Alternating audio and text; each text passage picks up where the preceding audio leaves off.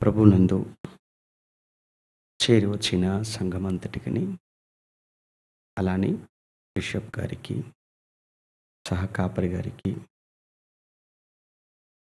కమిటీలో ఉన్న సెక్రటరీ గారికి, ట్రెజరర్ గారికి, మిగిలిన సభ్యులందరికీ నా ప్రత్యేకమైన ధన్యవాదాలు తెలియజేసుకుంటూ, ఈ ప్యాషన్ వీక్లో పరిశుద్ధ వారంలో 4వ రోజుకు మనం చేరుకున్నాం.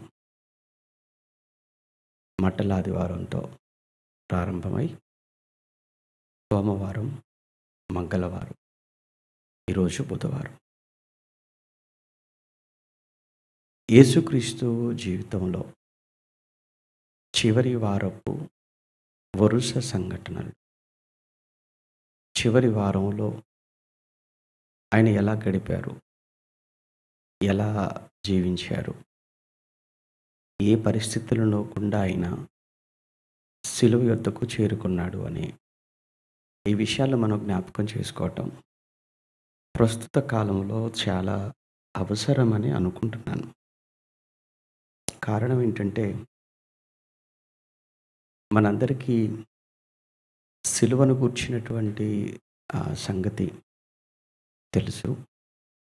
అందరూ దీని గురించే మాట్లాడుకుంటారు. కానీ దానికి ముందు కూడా ఆయన ఎంత మానసికమైన సంఘర్షణకు లోనయ్యారో, ఎంత వేదన ఆయన అనుభవించాడో, వీటి మీద కాస్త అవగాహన మనకు ఉంటే ఇంకా మన ఆత్మీయ జీవితం, మన ఆధ్యాత్మిక జీవితం ఇంకా బాగుంటుంది అనేది ఇది వాక్యాన్ని బట్టి ఒక సేవకుడిగా నేను చెప్పే ఒక ముఖ్యమైన విషయం ఇది.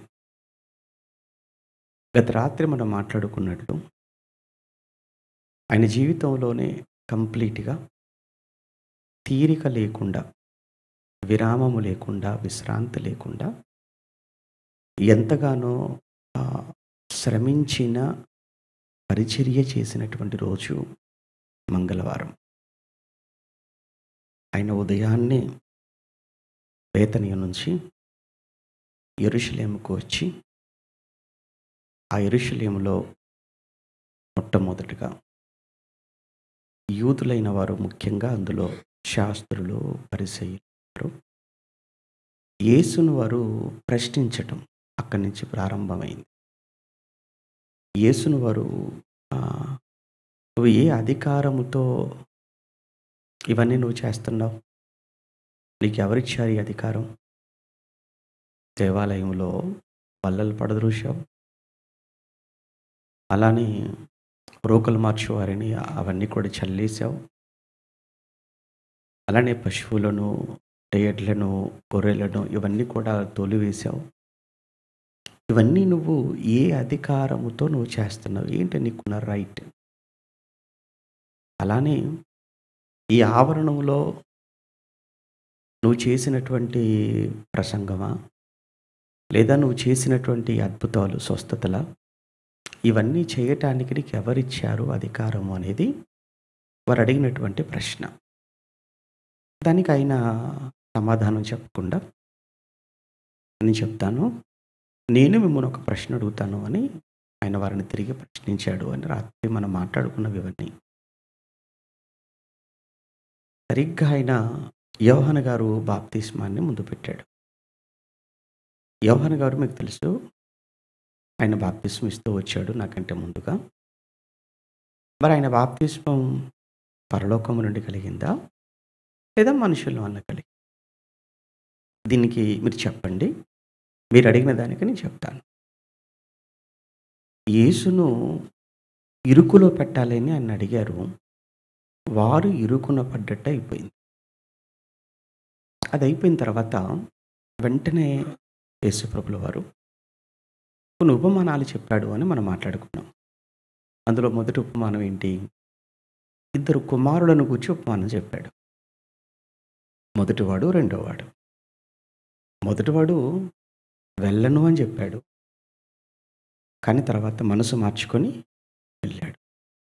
రెండోవాడు వెళతాను అని చెప్పాడు, కానీ వీడు కూడా మనసు మార్చుకున్నాడు, వెళ్ళలేదు.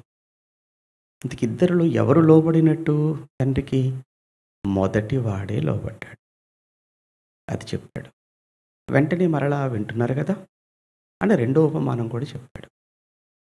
ఆ రెండో ఉపమానం ఏంటి? ద్రాక్ష తోట. దుర్మార్గులైన కౌలుదారులు అని టైటిల్ పెట్టుకోమన్నాను. నిజమే, వాళ్ళు చాలా దుర్మార్గులు కదా! పంపించిన ప్రతి దాసులను కొట్టారు, అవమానపరిచారు, చంపేశారు కొంతమందిని. చివరికి కుమారుని పంపితే కుమారుని కూడా చంపేశారు. ఇప్పుడు ఏం చేయాలి ఈ దుర్మార్గులైన కౌలుదారులు? మీరే చెప్పండి అని వారిని ప్రశ్నించాడు. చివరికి అందులో ఒక మంచి మాట చెప్తాడు. ఇల్లు కట్టువారు నిషేధించినటువంటి రాయి మూలకు ఎలా అయిపోయింది? అది అలా రాయి. ఏంటి ఇల్లు కట్టువారు ఎవరు? నిషేధించిన రాయి ఏంటి? మూలకు తలరాయి అవ్వటం ఏంటి? ఇదంతా ఏంటంటే ఆ రాయి ఎవరో కాదు, యేసుక్రీస్తు. మీరు నిషేధిస్తున్నారు కదా ఈరోజు, నన్ను తిరస్కరిస్తున్నారు. కానీ మీరు పరలోకానికి వెళ్ళాలి అని అంటే మరలా మీరు ఎక్కడికి రావాలో తెలుసా? నా దగ్గరికే రావాలి. మీరు నిషేధించిన క్రీస్తే పరలోకానికి ఏమయ్యాడు? ఇప్పుడు మార్గం అయ్యాడు. మీరు తృణీకరించిన ఈ యేసుని దేవుడు తిరిగి లేపెను అని అపోస్తల కార్యములో వాళ్ళు మాట్లాడుతున్న ప్రతి చోట యూదులతో, మీరు తృణీకరించిన, మీరు తిరస్కరించిన ఈ యేసును ఎవరు లేపారు? దేవుడు లేపాడు. మీరు తృణీకరించిన అన్న పదాన్ని ఎందుకు ఉపయోగిస్తున్నాడు? ఆయన ఎవరు? రాయి. పేతురుతో అంటాడు కదా, పేతురు ఈ బండ మీద నా సంఘమును కట్టుదును అన్నాడు. అంతేకాదు, మీరు తృణీకరించిన ఈ రాయి అంటాడు. అని 4వ అధ్యాయంలో ఎవరి గురించి మాట్లాడుతున్నాడు పేతురు గారు? యేసుక్రీస్తుని గురించి. కొరింథీ పత్రిక వెళ్ళేటప్పటికి ఏమంటాడు? ఆ బండ ఎవరంటాడు? క్రీస్తే అంటాడు. కనుక మీరు తృణీకరించారు, మీరు నిషేధించారు పనికిరానిది అని. ఎందుకంటే యేసుక్రీస్తు ప్రభుల వారిని ఎంత నీచంగా చూశారో తెలుసా?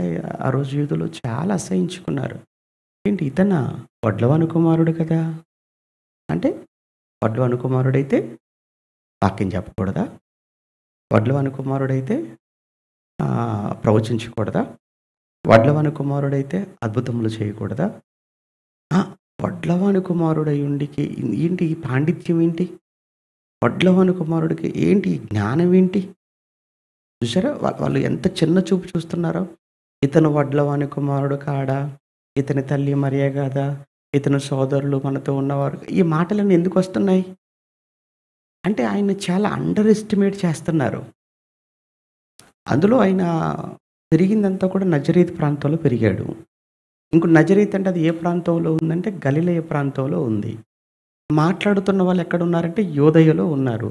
యోదయలో ఉన్న వారి పొగరేంటంటే, గర్వం ఏంటంటే, వాళ్ళకున్న గర్వం, మేమే శాస్త్రాలు తెలిసిన వాళ్ళం, మాకే ఆ ధర్మశాస్త్రం బాగా తెలుసు, మేమే పండితులం, గలిలయ ఉన్నవాడు అంతా కూడా వేలిముద్రలు, ఆ టైప్ అనమాట. అది కూడా చూడండి, గలిలయలో ఉన్నవారు అనగానే వాళ్ళంతా కూడా చేపలు పట్టుకునేవాళ్ళు, వాళ్ళంతా కూడా ఏదో బ్రతుకుదొరు కోసం ఏదో పని చేసుకునే వాళ్ళు తప్ప వాళ్ళకి ఎక్కడి నుంచి వస్తుంది ఈ జ్ఞానం? వాళ్ళ చిన్న చూపు. గలిలయ అంటేనే చాలా చిన్న చూపు ఇక్కడ ఉన్నటువంటి యూదులకు. అందుకే యేసు కూడా గలిలయ ప్రాంతానికి చెందినవాడు కనుక ఇతను గలిలయుడు కాదా? ఈ వడ్లవాని కుమారుడు కాదా? ఇతని తల్లి మరియ కుమారుడే కదా? బ్యాక్గ్రౌండ్ కూడా చూస్తే పెద్దగా ఎవరు పెద్ద గొప్ప వాళ్ళు కూడా ఎవరు కనిపించట్లేదు కదా ఆ ఫ్యామిలీలో. ఈయనకి ఎక్కడి నుంచి వచ్చింది ఇదంతా? ఆశ్చర్యం. అంటే వీళ్ళు యేసును ఎలా అయితే వాళ్ళు అవమానకరంగా అసహించుకొని తృణీకరించారో, ఆ యేసే చివరికి వాళ్ళకి ఏమైపోతే దిక్కు అంటాం చూసారా? దేవుడు దిక్కుగా తీసుకొచ్చి కూర్చోబెట్టాడు. అప్పుడప్పుడు మనం కూడా ఒక తప్పు చేస్తుంటాం. ఎవరిని కూడా మీరు తక్కువగా మీరు చూడకండి. అది మనకు అస్సలు తగదు. ఒకప్పుడు యోసేపును కూడా అలానే చూశారు అన్నలు. యోసేపును అన్నలు అలానే కదా చూశారు. పిచ్చోళ్ళలా ఉన్నాడు ఏంట్రా వీడు, ఆడికి దర్శనాలంట వాడికి, ఆడికేదో కలలొస్తున్నాయట. మరలా ఆ కలలలో కూడా ఆడి పనొక్కటి నిలబడితే మన పనులన్నీ ఏమవుతున్నాయట ఆడి పనకు? సాష్టాంగపడుతున్నాయట. చివరికి సూర్యచంద్ర నక్షత్రాలు కూడా ఆడికేమవుతున్నాయట? నమస్కారం చేస్తున్నాయట అని హేళన చేశారు గదా తమ్ముడిని. చాలా తమ్ముడినే అవమానపరిచారండి వాళ్ళు. తమ్ముడినే. అంటే ఒకే బ్లడ్, ఒకే కుటుంబం. అంటే ఒక్కడే తండ్రి కడుపున పుట్టిన పిల్లల్లోనే ఇంత అసూయ ద్వేషాలు ఉన్నప్పుడు, వేరు వేరు కుటుంబాల నుంచి వచ్చినటువంటి సంఘంలో ఉన్న వారి మధ్య ఉండవా? ఉంటాయి. కానీ ఉండొచ్చా? ఉండకూడదు. అది యాకోబు కుటుంబం. కానీ సంఘం అంటే ఇది దేవుని కుటుంబం. చాలా గొప్పది దేవుని కుటుంబం అంటే. ఓకేనా? చివరికొచ్చేసరికి ఏం జరిగిందో మీకు తెలియందేం గాదక్కడ. ఎవరెవరైతే ఒకరోజు అన్నల కోసం అన్నం పట్టుకొని ఎళ్తున్నాడండి. ఎవరు? యోసేపు తండ్రి పిలిచి, యాకోబు నాయనా నీ అన్నలు ఎక్కడికో గొర్రెలు కాయటానికి ఎళ్లారు కదా! వాళ్ళు ఎక్కడున్నారో ఏంటో చూసి, వాళ్ళ యోగక్షేమాలు తెలుసుకొని, వాళ్ళకి నువ్వు తీసుకెళ్ళిన రొట్టెలిచ్చి, నువ్వు వచ్చేసేయి అనంటే, తండ్రి మాట కాదనకుండా అన్నల మీద ఉన్న ప్రేమతో తండ్రి ఇచ్చినటువంటి ఆ భోజనం పట్టుకొని బయలుదేరుతున్నాడు.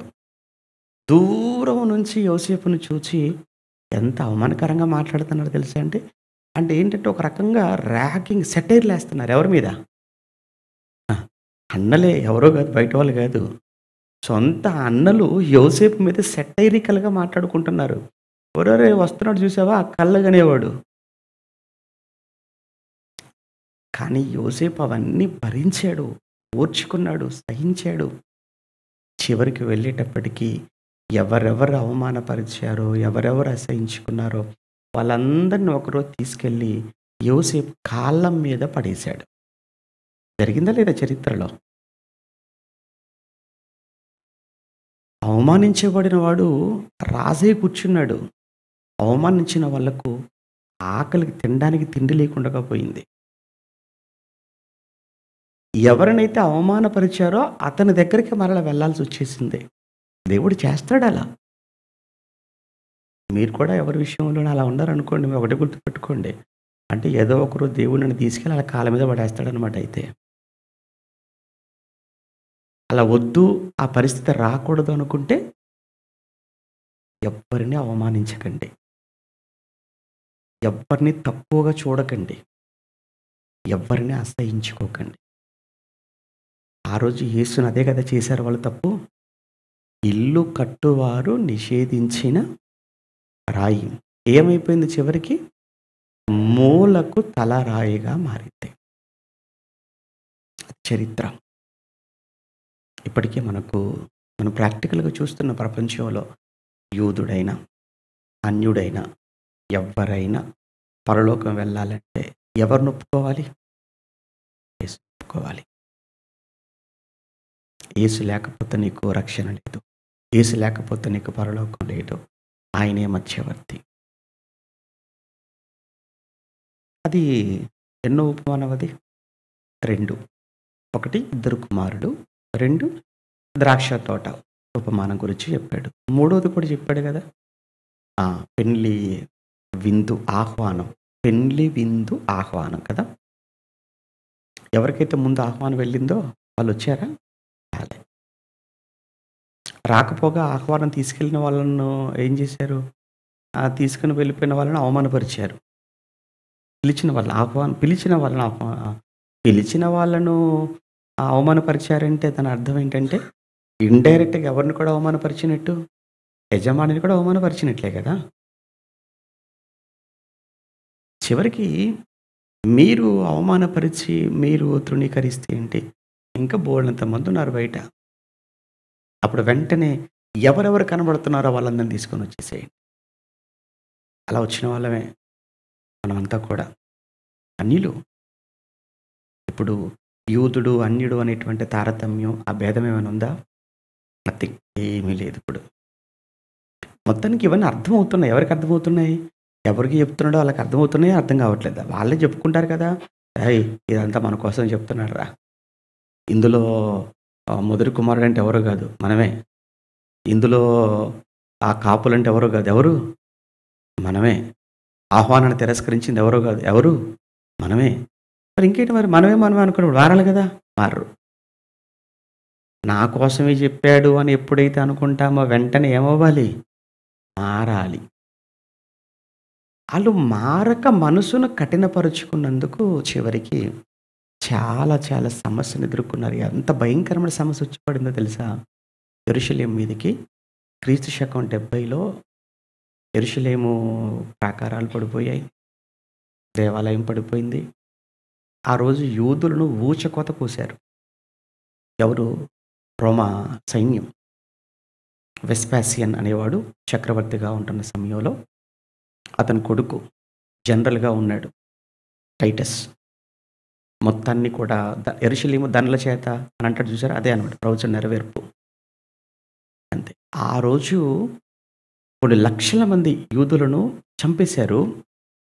చరిత్రకారులు చెప్తుంటారు. ఆ రోజు యెరూషలేము కాలువల్లో మోకాళ్ళ లోతు రక్తం ప్రవహించిందట. మోకాళ్ళ లోతు రక్తం యెరూషలేములో పారింది అంటే ఎంత ఊచకోత జరిగుండాలి ఆ రోజు. అది జరగబోతుందని ఎరిగిన యేసు యెరూషలేము విషయంలో ఏడ్చాడు. ఏడ్చాడాయన. అలానే నిన్నటి దినాన మనం మాట్లాడుకున్న దాంట్లో యెరూషలేమా, యెరూషలేమా అని మీరు ఆ కోడి తన పిల్లలను ఎలాగైతే చేర్చుకుంటుందో, నేను కూడా మిమ్మల్ని అలా చేర్చుకోవాలని ఎంత ప్రయత్నం చేసినా మీరు రావట్లేదు రెక్కల కిందికి. మీరు వల్లకపోతిరి అని ఆయన బాధపడి వెళ్ళిపోయాడిక. ఇది ఓవరాల్‌గా మొత్తంగా నిన్న మాట్లాడుకున్న దాంట్లో. ఆ తర్వాత మరలా యేసు ప్రభుల వారికి ఆ పరిసయ్యులకు మధ్య డిబేట్స్ అంటే ఆర్గ్యుమెంట్స్ జరిగాయి కదా! కైసరుకు పన్నివ్వటం గురించి కావచ్చు. ఆ తర్వాత వాళ్ళు మరలా ధర్మశాస్త్రాన్ని గురించి ప్రశ్న అడగటం గానీ, వాళ్ళు ఆ ప్రశ్నలు అడగటంలో వాళ్ళకున్న ఇంటెన్షన్ ఏంటంటే తెలుసుకుందామని కాదు, తెలియక కూడా గాదు కదా! వాళ్ళు ప్రశ్నించటంలో వాళ్ళ ఉద్దేశ్యం ఏంటంటే యేసును ఎలానైనా చిక్కుల్లో పెట్టాలి. ఆయనను పట్టుకోవాలి. ఆయన నోట నుంచి తప్పుగా ఒక్క మాటొస్తే దానికి ప్రజలందరి ముందు ఆయన్ను అవమానపరిచేసి ఆయనను ఒక నేరస్తుడిగా, ఒక దేశద్రోహిగా ప్రజలందరి ముందు చూపించి అక్కడికక్కడ కొట్టి చంపటమా, రోమ ప్రభుత్వానికి అప్పగించటమా. జాగ్రత్తగా ఉండండి. కొంతమంది ఏం చేస్తుంటారంటేనండి మనల్ని రెచ్చగొడుతుంటారు. మనల్ని వాళ్ళు రెచ్చగొడుతుంటారు. ఎట్టి పరిస్థితుల్లో వాళ్ళ ట్రాప్‌లో మనం పడకూడదు. ఈరోజు సోషల్ మీడియాలో బైబిల్ గురించి, యేసు ప్రభు గురించి, అలానే క్రిస్టియానిటీ గురించి, లేదంటే కొంతమంది సేవకుల గురించి చాలామంది మాట్లాడుతుంటారు. వాళ్ళ ఉద్దేశ్యం ఏంటంటే, మనం ఎవరివైనా గానీ వాటికి స్పందించి ఎక్కడైనా మనం కఠినంగా మాట్లాడినప్పుడు, అందులో ఏవో కొన్ని మాటలు బయటికి కట్ చేసి, వాటిని బూచిగా ఇతరులకు దాన్ని చూపించి, చూసావా క్రైస్తవ సేవకులంటే ఎలా ఉంటారో, ఇగో ఇది వాళ్ళ భాష, ఇది వాళ్ళ బైబిల్ వాళ్ళకి నేర్పింది, ఇది వాళ్ళ దేవుణ్ణి నమ్ముకున్న వాళ్ళు ఇలా మారిపోతారు. వాళ్ళ ప్రయత్నం ఏంటంటే, వాళ్ళ ఉద్దేశ్యం ఏంటంటే నిన్ను ఎలానైనా రెచ్చగొట్టి నీ నోట ఏదైనా ఒక తప్పుడు మాట ఆవేశంలో పలికితే, ఆవేశంలో పలికిన ఒక్క మాటని చూపించి నిన్ను ప్రభుత్వానికి లేదా చట్టానికి అప్పచెప్పాలన్నది కుయుక్తి. ఇదేంటంటే కొత్తగా ఇప్పుడు మన మీద జరిగేదేం కాదు. ఒకప్పుడు ఎవరి మీద జరిగింది ప్రయోగం? యేసు మీద జరిగింది. కానీ ఆయన రెచ్చిపోయాడా? ఆళ్ళకి ఎందుకు అడుగుతున్నారో ఆయనకు తెలుసు గనుక ఎక్కడ కూడా వాళ్ళకి మాటల్లో ఎక్కడ కూడా దొరకలేదండి. ఎంత జాగ్రత్తగా మాట్లాడాడు ఆయన ప్రభు. మనం కూడా ఏంటంటే మాట్లాడేటప్పుడు అవతల వారికి సమాధానం చెప్పేటప్పుడు చాలా ఓర్పు కలిగి ఉండాలి. చాలా సహనంతో మాట్లాడాలి. ఆవేశాలు పనికిరావు. ఊగిపోతూ మాట్లాడాల్సిన అవసరం లేదు. మరి కొంతమందికి ఎలాంటి ప్రసంగాలు, ఎలాంటి మాటలంటే ఇష్టమంటే ఎంతసేపు వీళ్ళకి ఎవరైతే పడదో ఆళ్ళని తిడుతుంటే ఎంత ఎంజాయ్ చేస్తుంటారో మళ్ళీ అదే మాటలు వీళ్ళన్నా అనుకోండి చచ్చిపోతారు ఆళ్ళు. అయిపోయిన తర్వాత ఏం చెప్పాలో తెలుసా అండి? ఈ మాటలు ఆళ్ళకి బాగా తాకాయి. ఎంత ఎంత పొంగిపోతుంటారో.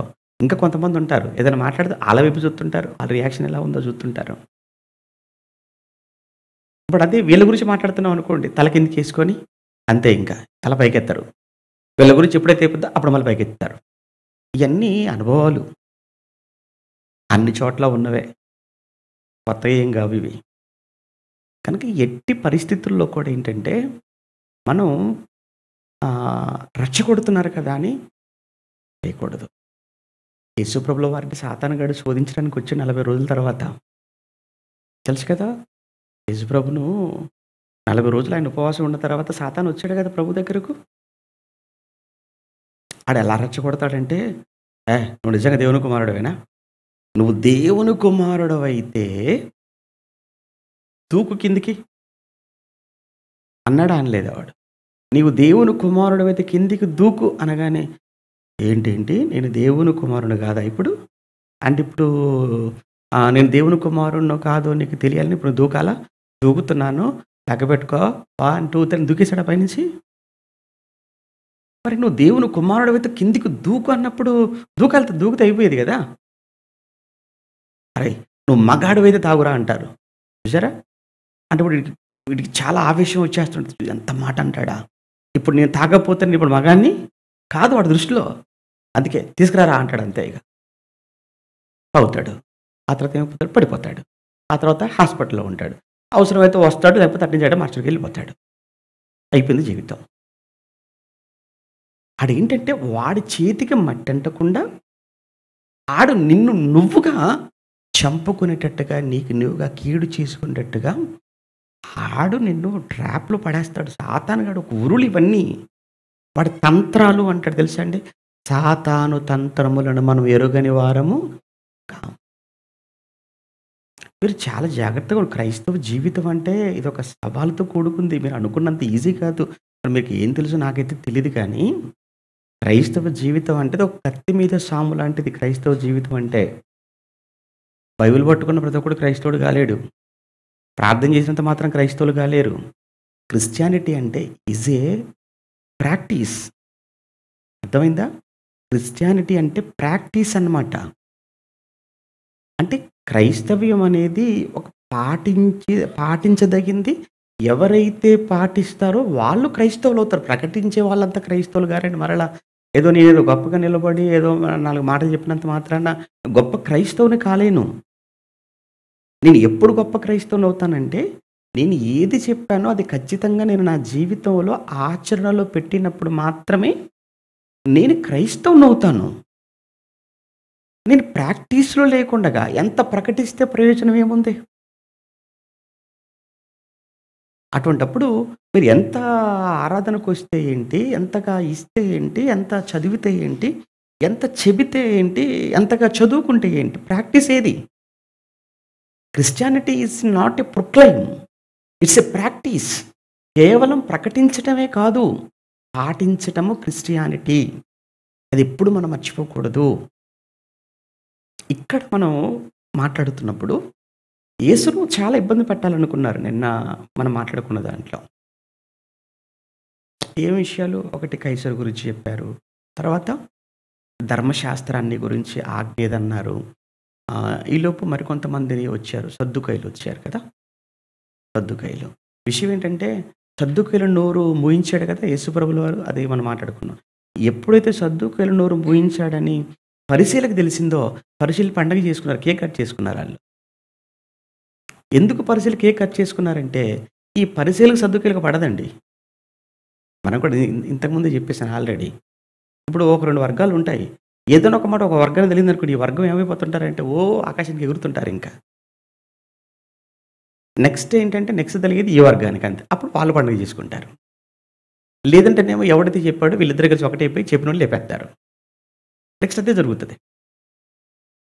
ఇప్పుడు సద్దుకయ్యుల నోరు మూయించాడంటే ఎందుకు? సద్దుకయ్యుల డాక్ట్రిన్ వేరు, పరిసయ్యుల డాక్ట్రిన్ వేరు కదా! పరిసయ్యులు వచ్చేసేమో పునరుత్థానం ఉందని నమ్ముతారు. పరిసయ్యులు వచ్చేసి దేవదూతలను నమ్ముతారు. కానీ వీళ్ళొచ్చేసి ఏంటంటే ఆత్మను నమ్ముతారు. వీళ్ళేమో ఆత్మను నమ్మరు, పునరుత్థానం నమ్మరు, దేవదూతలను నమ్మరు. ఎవరు? సద్దుకయ్యులు. ఇప్పుడు ఆయన పునరుత్థానం విషయంలో వాళ్ళు నోరు మూయించేసరికి హమ్మయ్య! మన వాదన గెలిపించాడురా ప్రభు. ఆళ్ళ నోరు మూయించాడు. అప్పుడు నెక్స్ట్ ప్రభు వాళ్ళని ఒక ప్రశ్న అడిగాడు. ఆళ్ళు సైలెంట్ అయిపోయారు. ఎవరు? పరిసయ్యులు.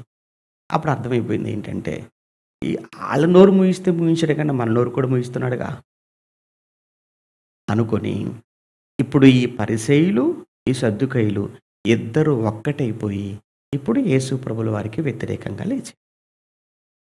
ఏదో అంటారు చూసారా? శత్రువు ఏమైపోతాడట? మిత్రుడైపోతాడట. అప్పటి వరకు ఇద్దరు శత్రువులే. కానీ యేసు విషయం దగ్గరకొచ్చేసరికి ఏమైపోయారు? మిత్రులైపోయారు. ఇప్పుడు ఒక్క మాటలో చెప్పాలంటే అన్ని మేజర్‌గా ఉన్న పార్టీస్ అన్నీ కూడా యేసు ప్రభుల వారికి ఏమైపోయాయి? యాంటీ అయిపోయాయి. ఇక ఆ తర్వాత ప్రభువు మళ్ళీ కొన్ని ఉపమానాలు చెప్తాడని మీకు చెప్పాను కదా చివరిలో. అదే బుద్ధిగల కన్యకల గురించి మాట్లాడతాడు. తర్వాత దేవాలయం గురించి మాట్లాడతాడు ముందు. తర్వాత బుద్ధిగల కన్యకల గురించి మాట్లాడతాడు. తర్వాత ఇంకా, ఇంకా బుద్ధిగల కన్యకల తర్వాత తలాంతుల గురించి మాట్లాడతాడు. తర్వాత గొర్రెలు, మేకల గురించి మాట్లాడతాడు. అయితే ఇక్కడ అంతటితో మంగళవారం అయిపోయింది. అయితే ఈ మంగళవారం సాయంకాలము 6 గంటల లోపే ఆయన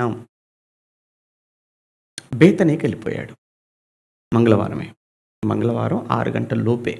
ఎందుకంటే వాళ్ళకు 6 తర్వాత మళ్ళీ నెక్స్ట్ డే స్టార్ట్ అవుతుందని మనం చెప్పుకున్నాం కదా! అంటే బుధవారము 6 తర్వాత స్టార్ట్ అవుతుంది.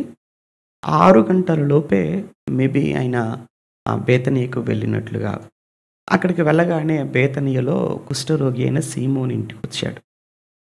కుష్ఠరోగి అయిన సీమోను ఇంటికి యేసు రావడంతోనే అక్కడ యేసుకు అభిషేకం చేయటం అత్తరుతో ఒక స్త్రీ యేసు ప్రభుల వారిని అభిషేకించింది అని ఈ విషయాన్ని మత్తయి గారు రాస్తారు, మార్కు గారు రాస్తారు, యోహాను గారు కూడా రాశారు. అయితే ఇక్కడ ఒక చిన్న క్లారిటీ ఏంటంటే లూకా గారు కూడా రాస్తారు. లూకా గారు 7వ అధ్యాయంలో రాస్తారు ఆయన. అంటే లూకా గారు 7వ అధ్యాయంలో రాసిన విషయం ఏదైతే ఉందో అది హోలీ వీక్‌లో జరిగింది కాదు. లూకా గారు 7వ అధ్యాయంలో రాస్తాడు కదా! తెలుసని అనుకుంటున్నాను. అదంతా మనకి ఇప్పుడు అవసరం లేదు. ఎందుకంటే మనకు హోలీ వీక్‌లో జరిగిన విషయాలు కదా కావాలి. అక్కడ ఏమనుంటుందంటే అక్కడ ఒక ఇంకోటేంటంటే అది హోలీ వీక్‌లో జరిగింది కాదని చెప్పటానికి బలమైన ఆధారం ఇంకోటుంది. అది కంప్లీట్‌గా 9వ అధ్యాయం వరకు యేసు ప్రభుల వారిది గలిలయ పరిచర్య. లూకా సువార్తలో మొదటి నుంచి 9వ అధ్యాయం వరకు యేసు ప్రభుల వారు చేసిన పరిచర్య అంతా మీరు చదువుతున్నప్పుడు లూకా సువార్తలో అదంతా గలిలయలో జరిగిన పరిచర్య. అంటే ఇప్పుడు 7వ అధ్యాయంలో అక్కడ ఒక పాపాత్మురాలైన స్త్రీ అని ఉంటుంది 7వ అధ్యాయంలో కదా! ఏ స్త్రీ ఆవిడ పేరు ఏమనుంది ఆవిడ పేరు? పాపాత్మురాలైన ఒక స్త్రీ అని అంటాడు. ఆ పరిసయ్యుని ఇంట్లో అంటాడు మరలా.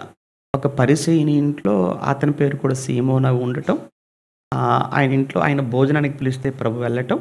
ఈలోపు ఒక స్త్రీ వచ్చేసి ఆవిడ పాపాత్మురాలైన స్త్రీ అని చెప్పబడింది. ఆవిడొచ్చేసి యేసు ప్రభుల వారికి ఆయనకు అత్తరు పూసి తన తల వెంట్రుకలతో కన్నీళ్లతో ప్రభుల వారి పాదాలు తుడిచింది అని చెప్పి అక్కడ రాయబడుతుంది. కనుక లూకా గారు రాసింది అది హోలీ వీక్‌లో ఇన్సిడెంట్ అయితే కాదు.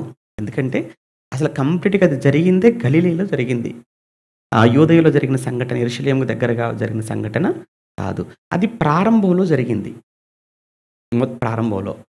కానీ మత్తయి గారు, మార్కు గారు, యోహాను గారు ఈ ముగ్గురు రాసినటువంటి సంఘటన ఏదైతే ఇది హోలీ వీక్‌లో జరిగినటువంటి సంఘటన. ఈ హోలీ వీక్‌లో ఎక్కడ జరిగింది? బేతనియలో జరిగిందని స్పష్టంగా చెప్పబడింది. అక్కడ లూకా గారు చెప్పింది బేతనియ గురించి చెప్పలేదు అక్కడ ఆయన. కానీ ఇక్కడ ముగ్గురు సువార్తికులు బేతనియను ఉపయోగించారు గనుక బేతనియ అంటే ఎక్కడ ఉందని చెప్పాను అది యూదయకు యెరూషలేముకు దగ్గరగా ఉంది. అందులో యోహాను గారైతే చాలా స్పష్టంగా క్లియర్‌గా మాట్లాడతారు. ఏంటంటే ఆయన పస్కాకు 6 రోజుల ముందు బేతనియకు వచ్చాడు అని 12వ అధ్యాయంలో చెప్పబడుతుంది. ఎప్పుడు వచ్చాడట? బేతనియకు పస్కాకు 6 రోజుల ముందుగా వచ్చాడు అని మాట్లాడిన ఆ సందర్భంలో అంటే ఖచ్చితంగా ఇది హోలీ వీక్‌లో పరిశుద్ధ వారంలోనే జరిగింది. తర్వాత మత్తయి, మార్కు సువార్తలు మనం చదువుతున్నప్పుడు కూడా ఏంటంటే ఆదివారం, సోమవారం, మంగళవారపు సంఘటనలు వాటిలో భాగంగా ఈ విషయాన్ని కూడా మత్తయి, మార్కులు రాశారు కాబట్టి ఖచ్చితంగా వారు రాసిన కాలాన్ని బట్టి కూడా మనం చూస్తుంటే సంఘటనలు బట్టి కూడా ఇది హోలీ వీక్‌లో జరిగినటువంటి సంఘటన. సరే ఎప్పుడు జరిగింది అనే విషయంలో అది మంగళన, బుధన అని అంత పర్టిక్యులర్‌గా మనం మాట్లాడుకోలేకపోయినా, ఒక్కటి మాత్రం మనం ఖచ్చితంగా నమ్మాలి ఏంటంటే, హోలీ వీక్‌లో జరిగినటువంటి ఇన్సిడెంట్. అది పక్కా. హోలీ వీక్‌లో, ప్యాషన్ వీక్‌లో జరిగినటువంటి ఇన్సిడెంట్‌గానే మనం దాన్ని చూడవచ్చు. సరే. ఎప్పుడు అనే దానికంటే కూడా ఆ విషయం లేదా ఆ సంఘటన నుంచి మనకు ఏం చెప్పాలనుకున్నారు మత్తయి, మార్కు గారు గాని, అలానే యోహాను గారు గాని అనేది చాలా ప్రాముఖ్యం. ఈయన బేతనీయకొచ్చాడు, కూర్చున్నాడు. ఈలోపు ఆహ్, ఎవరు లాజరు, మార్త, మరియ ఫ్యామిలీ వాళ్ళే కదా! మేబీ ఆవిడ ఎందుకు చేసుండొచ్చు ఆవిడ మరియ అంటే, తన తమ్ముడిని బతికించాడు కదా ప్రభు. చనిపోయినటువంటి లాజర్‌ని ఏం చేశాడు? బ్రతికించాడు. ఆ విషయంలో నిజంగా ఏమిచ్చి ఆమె ఆ రుణాన్ని తీర్చుకోగలదు కదా! కృతజ్ఞత. రెండోదేంటంటే, చాలా ఎంత ప్రేమించిందో ఈవిడ ఎవరిని? యేసు ప్రభుల వారిని అనే విషయాన్ని కూడా ఆ రోజు అపోస్తలులకు గాని, సమాజానికి కానీ, రాబోయే తరాలలో మనకు గాని అర్థం చేయించడానికి కూడా సువార్థికులు ఈ విషయాన్ని మాట్లాడతారు. ఇంకొక విషయం కూడా మనం నేర్చుకోవాల్సింది ఏంటంటే దీనిలో యేసు ప్రభుల వారు ఆవిడను చాలా గొప్పగా ప్రశంసించాడు కదా! యేసు ప్రభు అంతటి వాడు ప్రశంసించాడనంటే ఈ చిన్న విషయం కాదండి. అది యేసు ప్రభు ఎక్కువగా ఎవరిని మెచ్చుకోడాయన. మీకు తెలుసో లేదో సువార్తలలో 1, 2, 3 వేళ్ళ మీద లెక్క పెట్టొచ్చు. ఒక ఏమంటారు? ఒక శతాధిపతి గురించి మాట్లాడినప్పుడు అతనుకున్న విశ్వాసాన్ని చూసి యేసు ప్రభువారు ఆశ్చర్యపోతాడు చూసారా? ప్రభువా! నువ్వు మా ఇంటికి రావాల్సిన పని లేదయ్యా. నువ్వు మాట మాత్రం సెలవివ్వు. నా దాసుడు స్వస్థపరచబడతాడంటే అసలు నిజంగా అతనుకున్న విశ్వాసాన్ని చూసిన తర్వాత ప్రభు షాక్ అయిపోయాడు. ప్రభువే ఆశ్చర్యపోయాడు. ఎంత విచిత్రం! అసలు యేసుప్రభు అంటేనే ఆశ్చర్యకరుడు కదా! ఆశ్చర్యకరుడైన యేసుప్రభుకి ఏం కలిగింది? ఆశ్చర్యాన్ని కలిగించాడు ఆ శతాధిపతి. అప్పుడు ఒక మాట అనేసాడు. నిజంగా ఇతనుకున్న విశ్వాసం అసలు ఇశ్రాయేలులో ఎవరికి నేను చూడలేదు. మనమైతే ఎవరైనా వచ్చి అయ్యగారు ప్రార్థన చేయండి. చేస్తాను. లేదు లేదు ఇక్కడే చేయండి. సరే ఇక్కడే చేస్తున్నాం. అయ్యగారు మీ చెయ్యి మా తల మీద పెట్టండి. ఎందుకంటే మీరు మా కోసమే చేస్తున్నారు, ఇంకెవరి కోసమే చేస్తున్నారు. మాకు ఎలా తెలియాలి? అంత విశ్వాసం మనకు. అమ్మా ప్రార్థన చేస్తాను కదా! లేదు లేదు ఇప్పుడే, ఇప్పుడే. విశ్వాసం ఏది మనకు ఉండదు. మనమంతా తోమ టైపు. తోమకున్న విశ్వాసం అంతే. తోమకున్న విశ్వాసం ఎలాంటిది? నిజంగా నువ్వు ప్రభువా? నిజంగా నువ్వు ప్రభువు అయితే నీ గాయాలి చూపించాడు. చూడరా అన్నాడు. లేదు లేదు నేను అలా చూస్తే నమ్మను. నేనేం చేస్తాను అందులో? అప్పుడు గాని కన్ఫర్మ్ చేసుకోలేదు. అప్పుడే ప్రభు ఒక మాట అనేసాడు. తోమాల ఈ చూసి నమ్మినోడి కంటే. మీకు వాక్యాలు బాగానే తెలుసు అన్నీ అయితే. చాలా సంతోషం. పోనీ వాక్యాలనే తెలుసు. కొంతమందికి ఇవి కూడా తెలియదండి. వాక్యం అందుకే పాస్టర్ గారు చెప్తున్నారు. మా సంఘంలో ఉన్న వాళ్ళకి వాక్యం బాగా తెలుసండి అని చెప్పారు. చాలా సంతోషం. ఇక్కడ కూడా యేసు ప్రభుల వారు ఏం చెప్పాలనుకున్నాడో ఆవిడ జీవితాన్ని చూసింటే ఆవిడ యేసు ప్రభు చేత ప్రశంసింపబడింది. చిన్న చిన్న సేవకులుగా మాలాంటోళ్ళు వేది మీద పిలిచి ఒక మాట చెప్తేనే అది చాలా గొప్పగా అనుకున్నప్పుడు అసలు లోకాలను కలగజేసిన సృష్టికర్తగా యేసుప్రభు అంతటి వాడే ఆయన ప్రశంసించాడు. ఆయన ప్రశంసించడమే కాక ఆ విషయాన్ని బైబిల్‌లో రాయించాడు. బైబిల్‌లో రాయబడిందని అంటే ఎప్పటి వరకు ఉంటుందనంటే ఆవిడ గురించి ఇక భూమి ఆకాశాలు గతించినా అది మాత్రం గతింపదట వాక్యం. యేసుప్రభు వచ్చినంత వరకు ఆ తర్వాత కూడా ఏంటి అంత గొప్ప కార్యం చేసింది ఆవిడ. ఆయన నోట నుంచి వచ్చిందనంటే చిన్న విషయం కాదు. సరే ఆ విషయాన్ని మనం మొత్తానికి ఇది ఏంటంటే మంగళవారము సాయంకాలము జరిగిందా? యోహాను సువార్త ప్రకారంగా చూస్తేనేమో యాక్చువల్‌గా యోహాను గారు ఏంటంటే యోహాను సువార్త మీరు చదువుతున్నప్పుడండి ఒక విషయం మీకు అర్థం కావాలి. ఒకసారి యోహాను సువార్తను చూద్దామా? యోహాను గారు ఈ సువార్తను ఎప్పుడు రాసాడంటే చివరిలో రాసాడంటే మత్తయి గారు రాసిన తర్వాత, మార్కు గారు రాసిన తర్వాత, లూకా గారు రాసిన తర్వాత ఆఖరిగా రాయబడినటువంటి సువార్త ఏందంటే యోహాను. ఓకేనా? చివరిగా వ్రాయబడిన సువార్త యోహాను సువార్త. అందుకే యోహాను గారు సువార్తను రాసేటప్పుడండి మిగిలిన 3 సువార్తలు ఒకలా ఉంటాయి. అంటే మత్తయిలో ఉన్న విషయాలే మార్కులో ఉంటాయి. మార్కులో ఉన్న విషయాలే లూకాలో ఉంటాయి. ఆ మూడిటిని ఏమంటారంటే సినాప్టిక్ గాస్పెల్స్ అంటారండి. అంటే ఆ 3 సమాంతరంగా ఉంటాయి విషయాలు. కానీ యోహాను సువార్త మీరు చూడండి కంప్లీట్‌గా అసలు 3 సువార్తలు లేని ఎన్నో విషయాలు మనకి యోహాను సువార్తలో ఉంటాయి. ఎందుకు యోహాను గారు అలా రాశారు అనంటే ఆల్రెడీ వాళ్ళు రాశారు గదా! వాళ్ళు చెప్పారు గదా! వాళ్ళు రాసిన తర్వాత, వాళ్ళు చెప్పిన తర్వాత మరలా ఆ విషయాలే నేనెందుకు చెప్పాలి? నేనింకా వేరే విషయాలు జెప్తాను అనేది ఒకటి. రెండోదేంటంటే యోహాను గారికి యేసు ప్రభు చేసినటువంటి కార్యాల గురించి వాళ్ళ ముగ్గురు కంటే ఈయనకు బాగా తెలుసింకా. ఎందుకు బాగా తెలుసు యోహాను గారికి అనంటే, యోహాను గారు యేసు ప్రభుల వారికి చాలా దగ్గరగా ఉన్నవాడు. యేసు ప్రభుల వారు 12 మంది అయినా గానీ, 12 మందిలో ఒక ముగ్గురు ఆయనకు చాలా దగ్గరగా ఉంటారు గదా! ఎవరా ముగ్గురు? పేతురు, యాకోబు, యోహాను. మరలా ఈ ముగ్గురిలో మరల ఇంకా బాగా దగ్గరగా ఉన్న వ్యక్తి ఎవరు? యోహాను గారు. మొత్తం 12 మందండి. 12 మందిలో యేసు చుట్టూ ఉన్న వాళ్ళు ఎంతమందంటే ముగ్గురు. మరలా ఆ ముగ్గురిలో ఇంకా బాగా దగ్గరగా ఉన్న వాళ్ళెవరు? యోహాను గారు. అందుకే మీరు చూడండి, యోహాను గారి గురించి రాస్తున్నప్పుడు తాను ప్రేమించిన శిష్యుడు అని రాస్తారు. తాను ప్రేమించిన శిష్యుడు. ఎవరు ప్రేమించారు? యేసు ప్రేమించిన శిష్యుడు. అదేంటండి ఆ పదం ఎక్కడో ఇబ్బందిగా అనిపిస్తుందా? అంటే మిగతా వాళ్ళని ద్వేషించాడని కాదక్కడ. మిగతా వారందరికంటే కూడా ఎక్కువగా యోహానును ప్రేమించాడు. అదేంటండి? అంటే ఇప్పుడు మిగతా వాళ్ళకంటే యోహానును ఎక్కువ ప్రేమించాడు అనంటే పక్షపాతం చూపించాడా ప్రభువు అయితే? మరి అలా కనిపించట్లేదా మీకు? 12 మందిని తీసుకున్నప్పుడు మళ్ళా ఆ ముగ్గురిని ఎందుకు ఎక్కువ ప్రియారిటీ ఇవ్వాలి? ఆ ముగ్గురిలో యోహాను గారికి ఎందుకు ఎక్కువ ప్రియారిటీ ఇవ్వాలి? దీన్ని బట్టి మనకేమర్థం అవుతుందనంటే యేసులో పక్షపాతం ఉందండి. ఎలా అవుతది చెప్పండి అలా? అలా అవ్వదండి.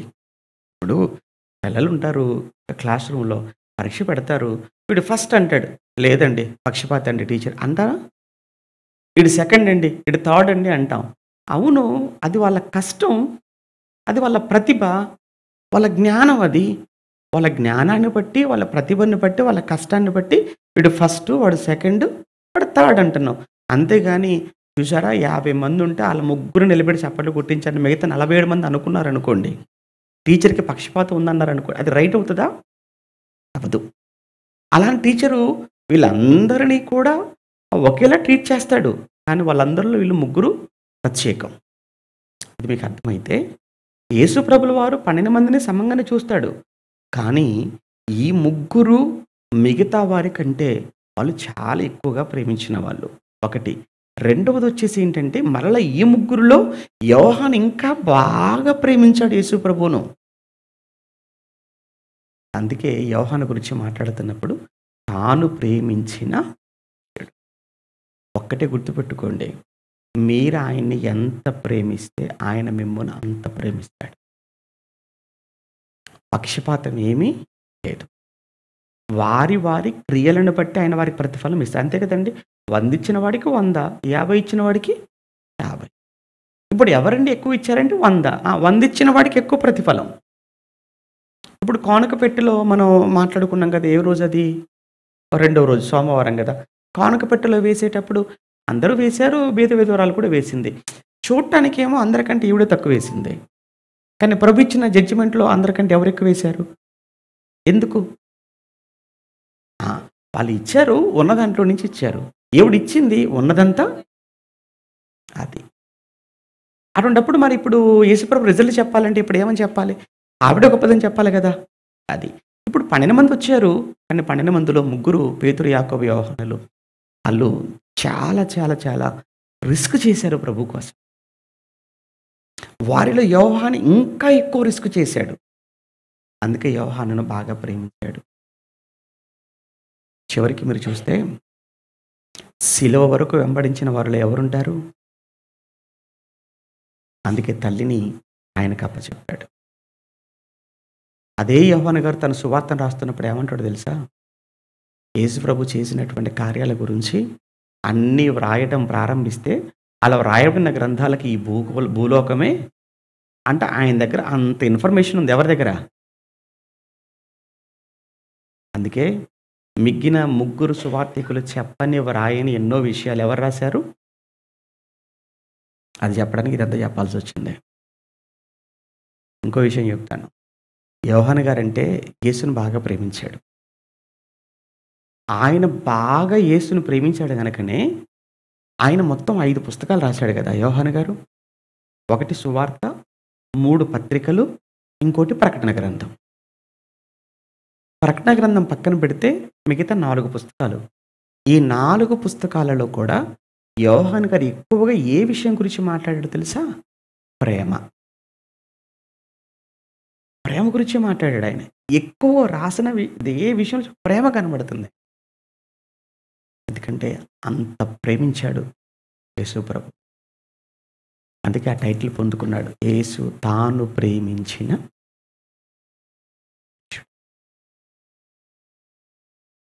ఎక్కడి నుంచి వచ్చాం మనం?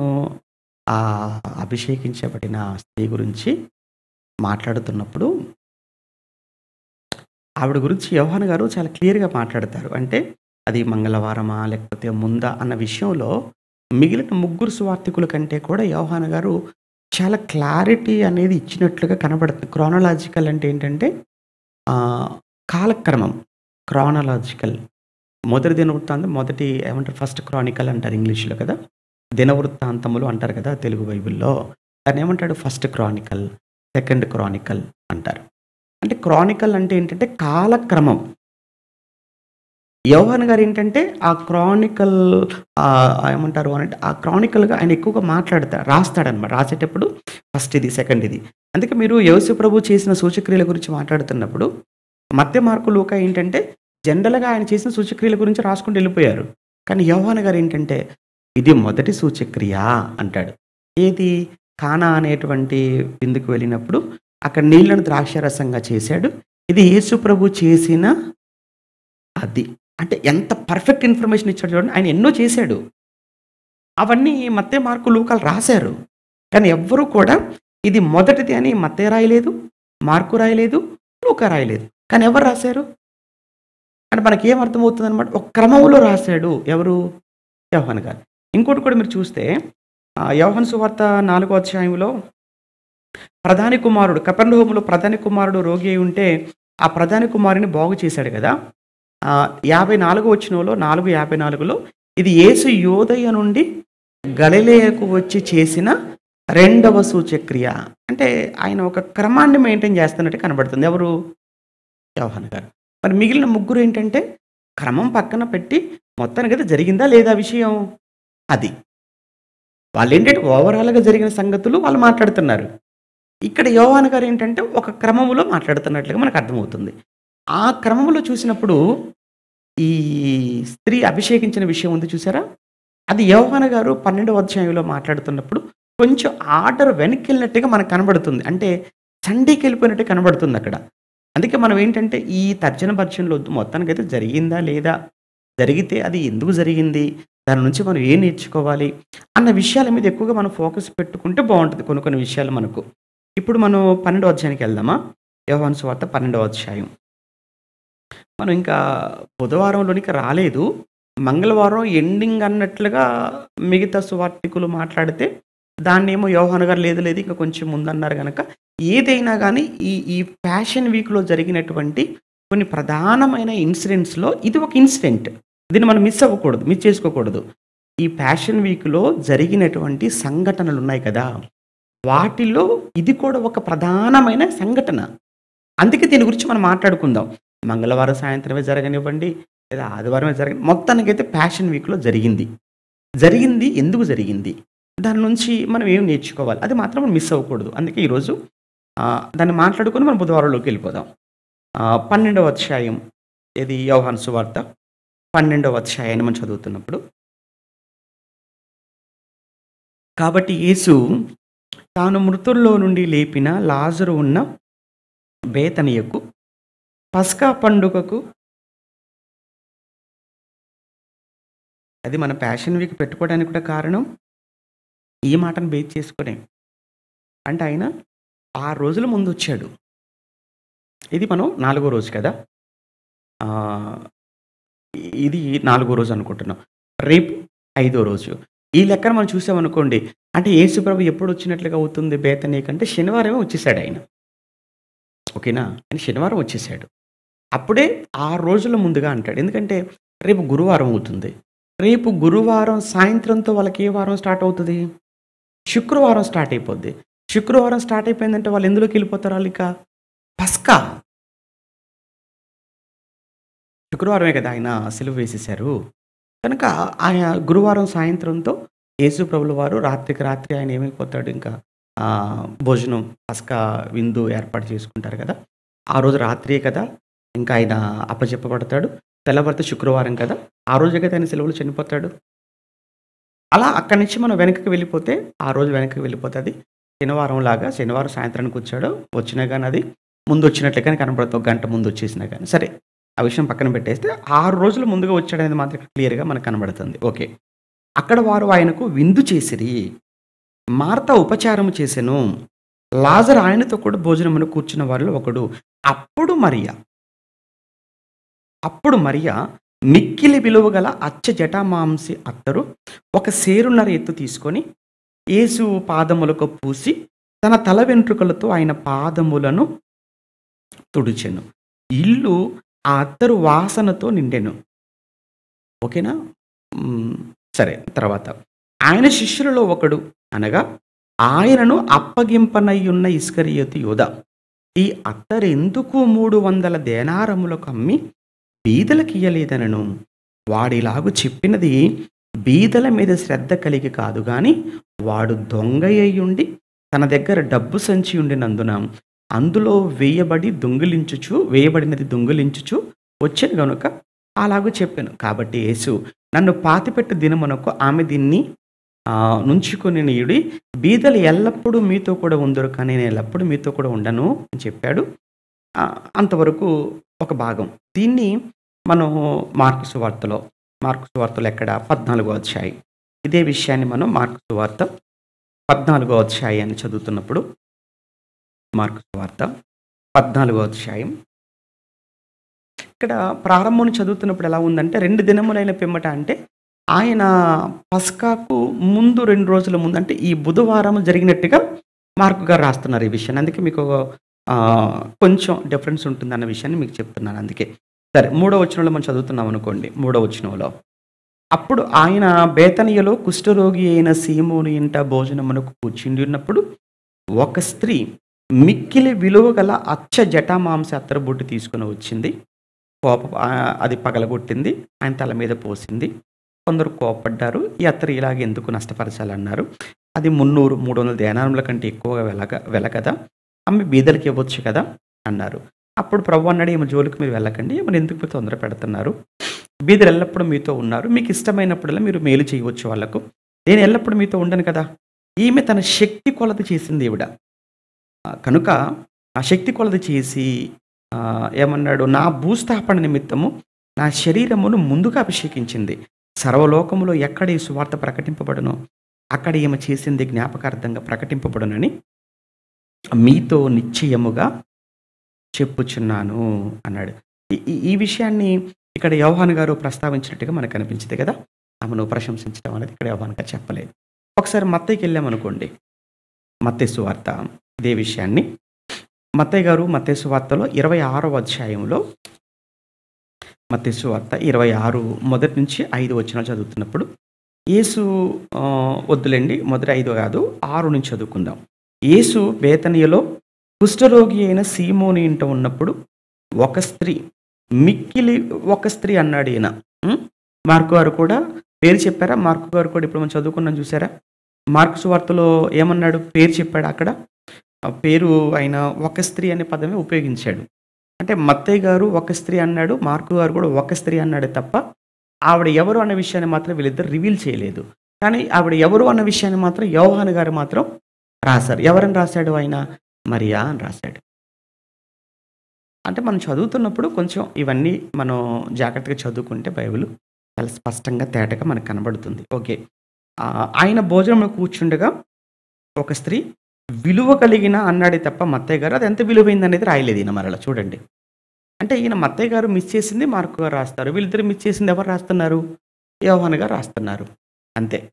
ఓకే. ఈయన అది ఎంత మొత్తానికి విలువ కలిగిందన్న పదం ఉపయోగించాడు. దానిని ఆయన తల మీద పోసింది. శిష్యులు చూచి కోప్పడ్డారు. ఈ నష్టం ఎందుకు? అక్కడ కొందరు అని అన్నాడు తప్ప మార్కు గారు ఎవరని చెప్పలేదు. కానీ ఇక్కడ కొందరు ఎవరు? శిష్యులు అన్నాడు. మళ్ళీ యోహాను గారి దగ్గరికి వెళ్ళేసరికి అక్కడ శిష్యులు ఎవరు కాదులే కానీ ఆడొకడున్నాడు, ఆడి పేరే యూదా, ఆడు మాత్రమే అని అక్కడ క్లారిటీ ఇచ్చేసాడు. ఈ విధంగా మనం బైబిల్ చదువుతున్నప్పుడు ఈయన ఏం చెప్పాడు, ఆయన ఏం చెప్పాడు, ఓవరాల్గా మనం ఎలా దాన్ని ఆలోచించాలి అనేది అది బైబిల్ క్రమం అది. ఓకేనా? శిష్యులు చూచి కోప్పడి ఈ నష్టం ఎందుకు? నేను గొప్ప వెలకమ్మి బీదరికి ఏవచ్చినాయి అనేది. యేసు ఆ సంగతి తెలుసుకొని ఈ స్త్రీ నా విషయమై ఒక మంచి కార్యము చేశాను. ఈమెను మీరు ఎలా తొందర పెట్టుచున్నారు? బెదరెల్లప్పుడు మీతో ఉన్నారు, కానీ నేను ఎల్లప్పుడు మీతో ఉండనే. ఈమె ఎత్తర నా శరీరం మీద పోసి నా భూస్థాపన నిమిత్తం దీనిని చేశాను. సర్వలోకమందు ఈ సువార్త ఎక్కడ ప్రకటింపబడను అక్కడ ఈమె చేసినది ఈమె జ్ఞాపకార్థంగా ప్రశంసింపబడునని మీతో నిశ్చయముగా చెప్పుచున్నాను. మొత్తానికి మత్తయ్య గారు కానీ మార్కు గారు కానీ యేసుప్రభుల వారు ఆమెను ప్రశంసించాడన్న విషయాన్ని రాశారు. యోహాను గారు మాత్రం ప్రశంస ఆ విషయాన్ని మాత్రమే స్కిప్ చేసేసాడు. సరే, ఓవరాల్గా ఇక్కడ మనకి ఏమర్థమవుతుందని అంటే ఈ మూడు చోట్ల రాయబడిన సందర్భంలో ఆవిడెవరో మనకు అర్థమైపోయింది, మరియా. ఆ మరియా ఎందుకు చేసి ఉండవచ్చు, అక్కడ రాయబడలేదు, ఎందుకు చేసి ఉండవచ్చు అన్న విషయాన్ని మనం ఆలోచిస్తున్నప్పుడు ఆయన బాగా ప్రేమించింది. యాక్చువల్గా లాజరు గారిని లేపాడు కనుక ప్రేమించింది అని అనుకోవడం కంటే కూడా యేసుప్రభులు వారు ఎప్పుడు ఆయన యెరూషలేముకి వచ్చినా వారి ఇంటికి ఆయన వెళుతుండేవాడు, అక్కడ ఆయన స్టే చేస్తూ ఉండేవాడు అని మనం మాట్లాడుకున్నాము. ఆ క్రమంలో ఆయనకు మంచి వసతి ఇచ్చే విషయంలో కానీ, ఆయనకు మంచి భోజనం పెట్టే విషయంలో కానీ ఆ ఫ్యామిలీ చాలా అంటే చాలా ఆసక్తిగా ఉన్నట్టు మనకు సువార్తల్లో కనబడుతుంది కదా. మనం లూకా సువార్త 10లో చదువుతున్నప్పుడు మార్త ఏమో వంటలో ఉంది, మరియ వచ్చేసేమో ఆయన పాదాల దగ్గర కూర్చొని వింటుంది. అప్పుడు మార్త ఆయనకు ఏం పెట్టాలి అని ఆలోచనలో ఉండిపోయి వంటగదిలో ఉండిపోయి వంట కార్యక్రమాలను చేసుకుంటూ చాలా అలసిపోయి చాలా చెమటొచ్చి చాలా కష్టపడుతూ ఆవిడ పాప ఎందుకో మరి ఇరిటేషన్గా ఫీల్ అయిపోయింది. ప్రభువా, నేను వంటగదిలో ఒక్కదాన్ని ఇంత కష్టపడుతుంటే ఆవిడ మాత్రం మంచిగా కూర్చొని వాక్యం వింటుంది, ఆమెను కూడా పంపి అన్నదా అనలేదా? అప్పుడు ప్రభు ఏమంటాడు, ఏం మార్త నీకు అని పిచ్చి కానీ పట్టింది ఏంటి? అసలు నీకు వంట వాక్యమా ఏది ముఖ్యం? ఈవిడ మంచిదాన్ని ఎంచుకుంది ఎవరు? మరియ మంచిదాన్ని ఎంచుకుంది. ఈవిడ ఎందుకు నువ్వు పాడు చేస్తున్నావు, ఎందుకు నువ్వు డిస్టర్బ్ చేస్తున్నావు? వద్దు, నువ్వు కూడా పక్కన పెట్టు, తర్వాత అది ముందర కూర్చో ఇక్కడ. మన వాళ్ళు ఎలా ఉంటారంటే కొన్ని సందర్భాలలో ఏమో ఏంటంటే వాక్యం కంటే వంట ఐటమ్స్ సేవకుడు వచ్చాడనంటే పెట్టాలి, కానీ వాక్యం ఎక్కువగా వినాలి, వాక్యం ఎక్కువగా తెలుసుకోవాలి, వాక్యం ఎక్కువగా నేర్చుకోవాలి. అది వాక్యం, అది అంతే కదండి. ఏం పెట్టాలి, ఆయన నోట్లో ఏం పెట్టాలని కాదు, ఆయన నోటి నుంచి ఏం వచ్చిందో వినాలనుకోవాలి ఎక్కువగా. అలా అని పెట్టక ఏమంటే ఇంకేముందండి, ఇక వచ్చారు కదా వాక్యమే కదా ఇంకేం పెట్టాల్సిన పని లేదు కదా అని మరీ ఆకలితో పెట్టకూడదు. బ్యాలెన్సింగ్గా ఉండాలి ఏదైనా. మనం ఏంటంటే చేస్తేనే అతి, లేకపోతే అసలే పట్టించుకోం. అయితే అతివృష్టి అంటారు, లేకపోతే అనావృష్టి అంటాం. ఆ టైప్లో ఉండకూడదు, బ్యాలెన్సింగ్గా చూసుకోవాలి ప్రతి విషయాన్ని కూడా. మొత్తానికి ఏంటంటే ఇక్కడ మంచి ఫ్యామిలీ, వాళ్ళు చాలా మంచి ఫ్యామిలీ. రెండవది ముందు నుంచి ప్రేమిస్తున్నారు. ఈలోపు లాజరు తమ్ముడు చనిపోవటం, ఆ విషయంలో ఇక ఆయన చేసింది వాళ్ళు ఎలా మర్చిపోగలరు చెప్పండి? ఎంత ఏడ్చారన్నారు చనిపోయిన రోజు. ప్రభు బతికించి వాళ్ళకి అప్పచెప్పాడు. ఇప్పుడు ఈవిడ ఆలోచిస్తుంది మరియా ఎంతంటే ఆ అత్తరు గురించి మాట్లాడుతూ విలువ కలిగింది అని అన్నారు మత్తయ్య గారు కదా. అది ఎంత విలువ అనేది మార్కు గారు చెప్పారు, యోహాను గారు చెప్పారు. ఎంత అంటే 300 దేనారాలు అన్నాడు. 300 దేనారాలని ఎందుకు ఆ లెక్క చెప్పాడు అని అంటే సుమారుగా అంటే ఆ రోజుల్లో ఒక మనిషి ఒకరోజు కూలికి వెళ్ళిపోతే వచ్చేది ఒక దేనారం. ఒక దేనారం అంటే ఇంచుమించు ఒక ₹1/2. 300 దేనాలు అంటే ఒక ₹150 ఆ రోజు. అంటే ఆల్మోస్ట్ ఏంటంటే ఒక సంవత్సర జీతం. అంతే కదా మరి.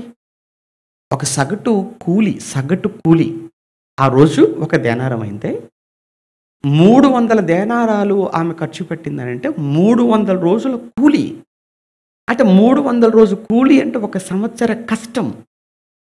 ఒక సంవత్సర కష్టాన్ని తీసుకొని యేసు ప్రభుల వారికి ఆమె పెట్టిందనంటే ఆయన కోసం ఖర్చు పెట్టిందనంటే ఎంత ప్రేముంటే, ఎంత ఆ మనసులో ఆయనకు చోటుంటే ఆ పని చేయగలదు. మీరిస్తారేమో, ఒకవేళ మీరేమైనా ఇస్తే ఏమిస్తారంటే దశంభాగాలు ఇస్తారేమో. అంతే కదండీ. అంతేగాని మొత్తం తీసుకొచ్చి ఇచ్చేత్తారా ఎవరైనా?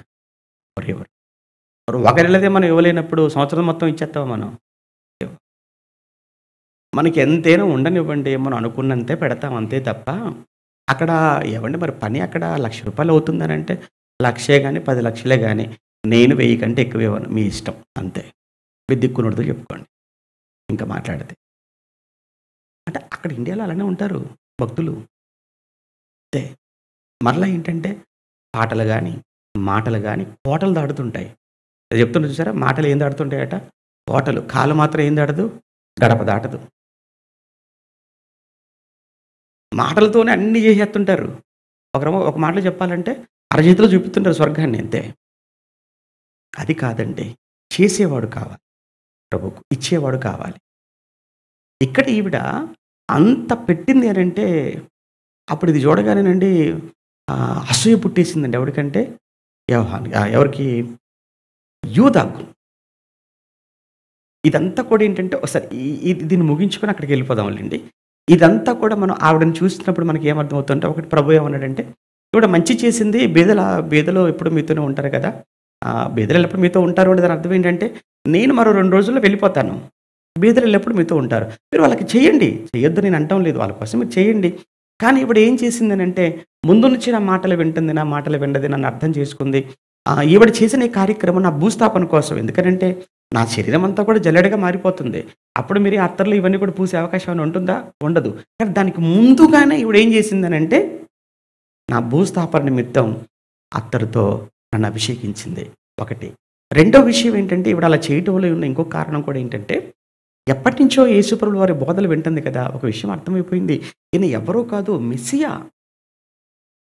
రాబో మెస్సియా నువ్వేనంటే, అవును నేనే అన్నాడు కదా ప్రభు. రాబో మెస్సియా నువ్వంటే, నేనే మెస్సియా అని అన్నాడు. అంటే యేసు ఎవరు? క్రీస్తు. క్రీస్తు అంటే అభిషిక్తుడు. అభిషిక్తుడు అంటే అర్థం ఏంటి? రాజు.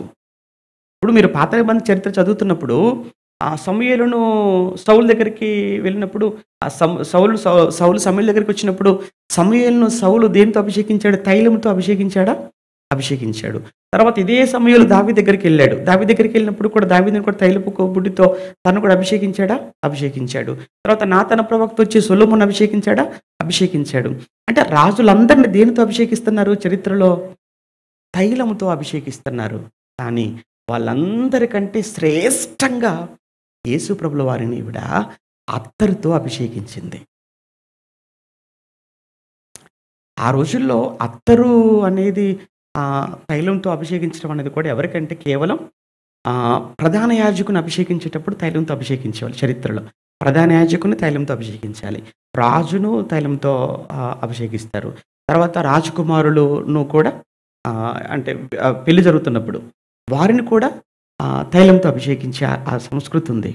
కానీ ఇప్పుడు యేసుక్రీస్తుల వారిని కూడా అత్తరుతో అభిషేకించింది అని అంటే ఆవిడ అందుకే ప్రభు అన్నాడు, ఈవిడ నా పట్ల చేసింది ఏదైతే ఉందో ఇది చాలా గొప్ప కార్యం చేసింది ఆవిడ. ఎందుకంటే నన్ను రాజుగా తను అర్థం చేసుకుంది. తను రాజుగా ఒకవేళ ఆ రోజు సౌలు దావీదును మరి ప్రవక్తలు కదండి అభిషేకించారంటే, అవును వాళ్ళంతా కూడా భౌతిక సంబంధమైన రాజ్యానికి రాజులు వాళ్ళు. అంతే కదండి. వాళ్ళంతా కూడా దావీదు కానీ, సౌలు కానీ, సొలొమోను కానీ భౌతికమైనటువంటి రాజ్యానికి రాజులుగా వాళ్ళు ఉన్నారు. కానీ ఈయన రాజ్యం భౌతిక సంబంధమైనది కాదు కదా, ఆత్మ సంబంధమైన రాజ్యం. కనుక ఏదైనా ఈయన మెస్సియా, ఈయన ద్వారా స్థాపించబడిపోయే రాజ్యం లోక సంబంధమైనది కాదు, పరలోక సంబంధమైన రాజ్యం ద్వారా స్థాపించబడిపోతుంది. ఈయన రాజులకు రాజు, ప్రభువులకు ప్రభువు అని అర్థం చేసుకుందో ఏమో. రెండో విషయంగా అందుకే ఈయన కోసం నేను చేసే కార్యం కూడా ఎలా ఉండాలి అంటే, గతంలో ఏ రాజుకు కూడా అభిషేకం జరగనంత గొప్పగా ఇతని కోసం నేను చెయ్యాలి అని అతని తల మీద తైలం పోసేసింది. ఆ తైలం ఆ తలపై నుంచి, గడ్డంపై నుంచి అలా కారి కింద పాదాల వరకు కావాలి. యేసును రాజుగానే కాదు, ఇంకొకటి ఆయన ప్రధాన యాజకుడు. యేసు అంటే ఎవరో తెలుసండి? యేసుని మనం రాజుగానే కాదు, హెబ్రీ పత్రికను చదువుతున్నప్పుడు హెబ్రీ పత్రికలో యేసుప్రభు మనకు ఎలా కనపడతాడు ఆయన? ఒక యాజకుడు, ప్రధాన యాజకుడు ఆయన. అంటే ఒక రాజుకు అభిషేకం జరుగుతుంది. ఒక యాజకుడికి అభిషేకం జరుగుతుంది. మొత్తంగా యేసంటే ఆయన రాజు, ఆయన మనకు యాజకుడు. ఆయన మన పక్షంగా తండ్రికి విజ్ఞాపన చేసేవాడు. అందుకు ఆయనకేం జరగాలి? అభిషేకం జరగాలి. ఎంత సబ్జెక్ట్ తెలిసిందో ఆవిడకు. ఎవరికి? మరియకు. చుట్టూ ఉన్నారు 12 మంది. ఎవరికీ తెలియలేదు. ఎవరికి తెలిస్తే వాళ్ళు చేసేయాలి కదా! ఎవరైనా చేశారా? ఎవరు చేయలేదు. అప్పుడప్పుడు మన ఇంట్లో ఉన్న వాళ్ళకంటే, మన చుట్టూ ఉన్న వాళ్ళకంటే, బయట వాళ్ళకి మన విలువ తెలుస్తుంటదండి. ఆశ్చర్యపోతుంటాం. సేవకుడు మాకు బాగా తెలుస్తుంటది. మేము స్థానిక సంఘంలో ఉంటామా, పెద్దగా ఎవరు మా కోసం ఎవరో నలుగురు, ఐదుగురు ఉంటారనుకోండి అఫ్‌కోర్స్. కానీ ఎక్కువగా ఆలోచించే వాళ్ళు ఎవరు అనంటే, బయటున్న వాళ్ళు ఎక్కువగా ఆలోచిస్తుంటారు. అన్నా మీకు బట్టలా? లేకపోతే మీకేమైనా అవసరం? వాళ్ళు ఆలోచిస్తుంటారు బయటున్న వాళ్ళు. అదేంటి? నా చుట్టూ ఉంటారు, నన్ను చూస్తూనే ఉంటారు, నా మాటలు వింటూనే ఉంటారు, మళ్ళా వాళ్ళ కోసం ప్రార్థన చేయమంటుంటారు. అసలు ఏం ఆలోచించరేంటి? అనుకుంటాం. కానీ ఎక్కడో ఉన్న వాళ్ళను దేవుడు ప్రేరేపిస్తుంటాడు. నిజమేనండి అది.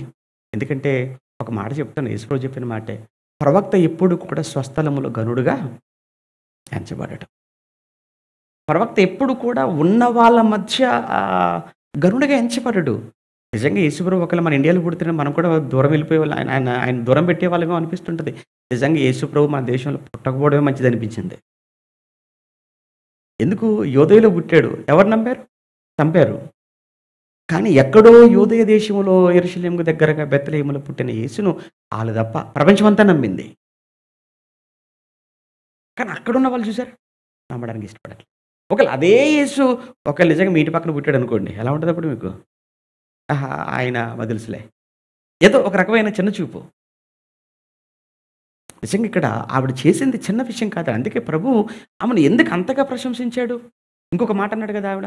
ఎక్కడ సర్వలోకమున ఎక్కడైతే సువార్త ప్రకటింపబడుతుందో ప్రతి చోట అంటే అర్థం ఏంటి? సువార్త అంటేనేంటో తెలుసా అండి? క్రీస్తు మరణ, సమాధి, పునరుత్థానాల గురించి చెప్పడమే సువార్త. ఇప్పుడు యేసు సువార్త గురించి చెప్తున్నాము అనంటే, ఆయన ఏమని చెప్తున్నాము? ఆయన మరణించాడు, సమాధి చేయబడి తిరిగి లేచాడు. తర్వాత ఆ యేసు ఎవరో కాదు క్రీస్తు అని మనం అంత పల్లగుద్ది మాట్లాడుతున్నాము అనంటే, కారణం ఇదిగో ఈవిడ చేసినటువంటి కార్యం. ఈవిడ మీరు సువార్త అని మీరు చెప్తున్నారు చూసారా? సువార్త అంటే ఆయన మరణం. ఆ మరణానికి చేయవలసినటువంటి భూస్థాపన నిమిత్తం చేయవలసిన కార్యక్రమం ఎవరు చేశారు? ఈవిడ మరియ చేసింది. కనుక మీరు సువార్త చెబుతున్నారు అంటే అందులో పరోక్షంగా ఎవరు కూడా అందులో మిళితమై ఉన్నారు అనంటే, ఈ మరియ కూడా అందులో భాగమై ఉంది. అందులో ఆ రోజుల్లో స్త్రీలకు చాలా చిన్న చూపు ఉండేది. స్త్రీలను చాలా తక్కువగా, చాలా బానిసలుగా చూసేటువంటి సమయంలో యేసుప్రభు ఒక్కసారిగా ఆవిడ ఆవిడ గురించి ఇంత గొప్పగా మాట్లాడేసరికి నిజంగా చాలా ఆశ్చర్యపోయి ఉంటారు. అందులో అంతా ఓకే కానీ ఈడు ఎవరు? ఇస్కరియోతు ఆడికి మాత్రం చాలా బాధ కలిగిందండి. ఆడికెందుకు బాధ కలిగింది? కొందరు అని వీళ్ళిద్దరు అన్నారు గానీ, మత్తయి, మార్కు గారు ఇక్కడికి వచ్చేసరికి మాత్రం యోహాను గారు కొందరు కాదులే గానీ ఆడొక్కడే అనేసాడు. కన్ఫర్మ్‌గా చెప్పేసాడు. ఎవరు? యోహాను గారు తన సువార్త రాసేటప్పుడు. చివరికొచ్చేసరికి వాడు అలా ఫీల్ అయిపోయాడు అనంటే, ఏదో బీదరికి ఇచ్చేయచ్చాను గానీ అబ్బబ్బబ్బా! నిజమే కదా! ఎంత ప్రేమ, ఎంత ప్రేమ అన్నట్లుగా మీరు అనుకుంటారేమో. ఆడి బొంద ఆడికి బీదల మీద ప్రేమ లేదు, ఏమి లేదు. ఆ డబ్బేదో వీడికిస్తే అందులో కొంత నొక్కేయొచ్చు గదా! అని. కొంతమందండి చాలా ఎక్స్ట్రాలు మాట్లాడుతుంటారు. చాలా కటింగ్స్ ఎత్తుంటారు మన ముందు. కానీ మనకు అర్థమైపోతుంటది గదా! ఆళ్ళ బాబులం గదా వాక్యంలో. హ్మ్. ఇప్పుడు ఏమంటారు? తాతకి దగ్గులు నేర్పొద్దని ఒక సామెత చెప్తుంటది తెలుసా అండి? విన్నారా ఎప్పుడైనా? తాతకు, తాతకు వయసయిపోయి కామన్‌గా వచ్చేది ఆయనకి దగ్గి ఆయనకి అలవాటయిపోయింది. మనవడు పక్కన కూర్చొని వాడు మాట మాట దగ్గుతుంటే, ఒరేయ్! నాకెందుకురా అంటే ఒరిజినల్‌గా వచ్చే దగ్గేంటో, కావాలని దగ్గేంటో ఆ మాత్రం నాకు తెలీదా? 70 ఏళ్ళురా ఇక్కడ. ఆ ఎక్స్‌పీరియన్స్ అనుభవం ఇక్కడ నాకు. అంటే తాతని ఎగ్గులు పెట్టడానికి, తాతను ఏదో ఏమంటారంటే ఆట పట్టించడానికి దగ్గుతుంటాడు. ఇప్పుడు దగ్గులు నువ్వు నేర్పించాలి తాతకు. హ్మ్. నేర్పించాల్సిన పని లేదు. అర్థమవుతుంటాయండి. ఎవరు ఏ ఉద్దేశ్యంతో వస్తుంటారు, ఏ ఉద్దేశ్యంతో మాట్లాడుతుంటారు, ఎవరు ఏ ఉద్దేశ్యంతో పనిచేస్తుంటారో.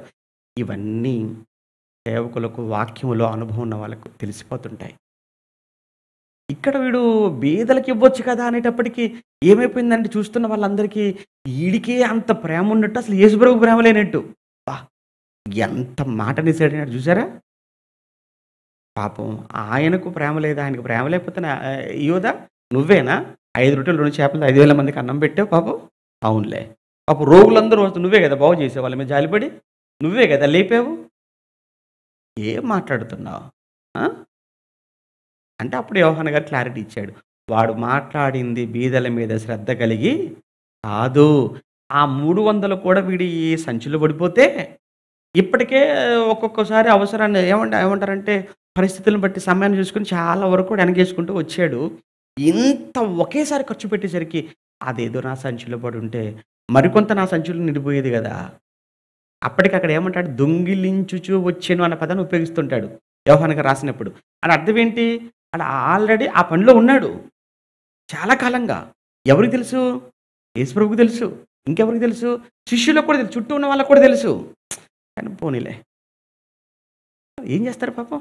మారతాడేమో. ఇప్పుడు మాట్లాడింది కూడా బీదల మీద ప్రేమతో కాదు. డబ్బు మీదున్న ప్రేమ. కన్ఫర్మ్ చేసేసాడు. ఇంక ఎప్పుడైతేనండి ఇది జరిగిపోయిందో ఇక వీడు ఒక విషయం అర్థమైపోయింది ఎవరికి?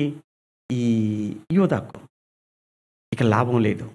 ఇతనితో ఉంటే ఇక నేను అనుకున్నవి సాధించలేను అని ఇక అక్కడి నుంచి పరుగు పెట్టేశాడు. ఎక్కడికి పరుగు పెట్టాడు అనంటే యెరూషలేముకు వచ్చేసాడు.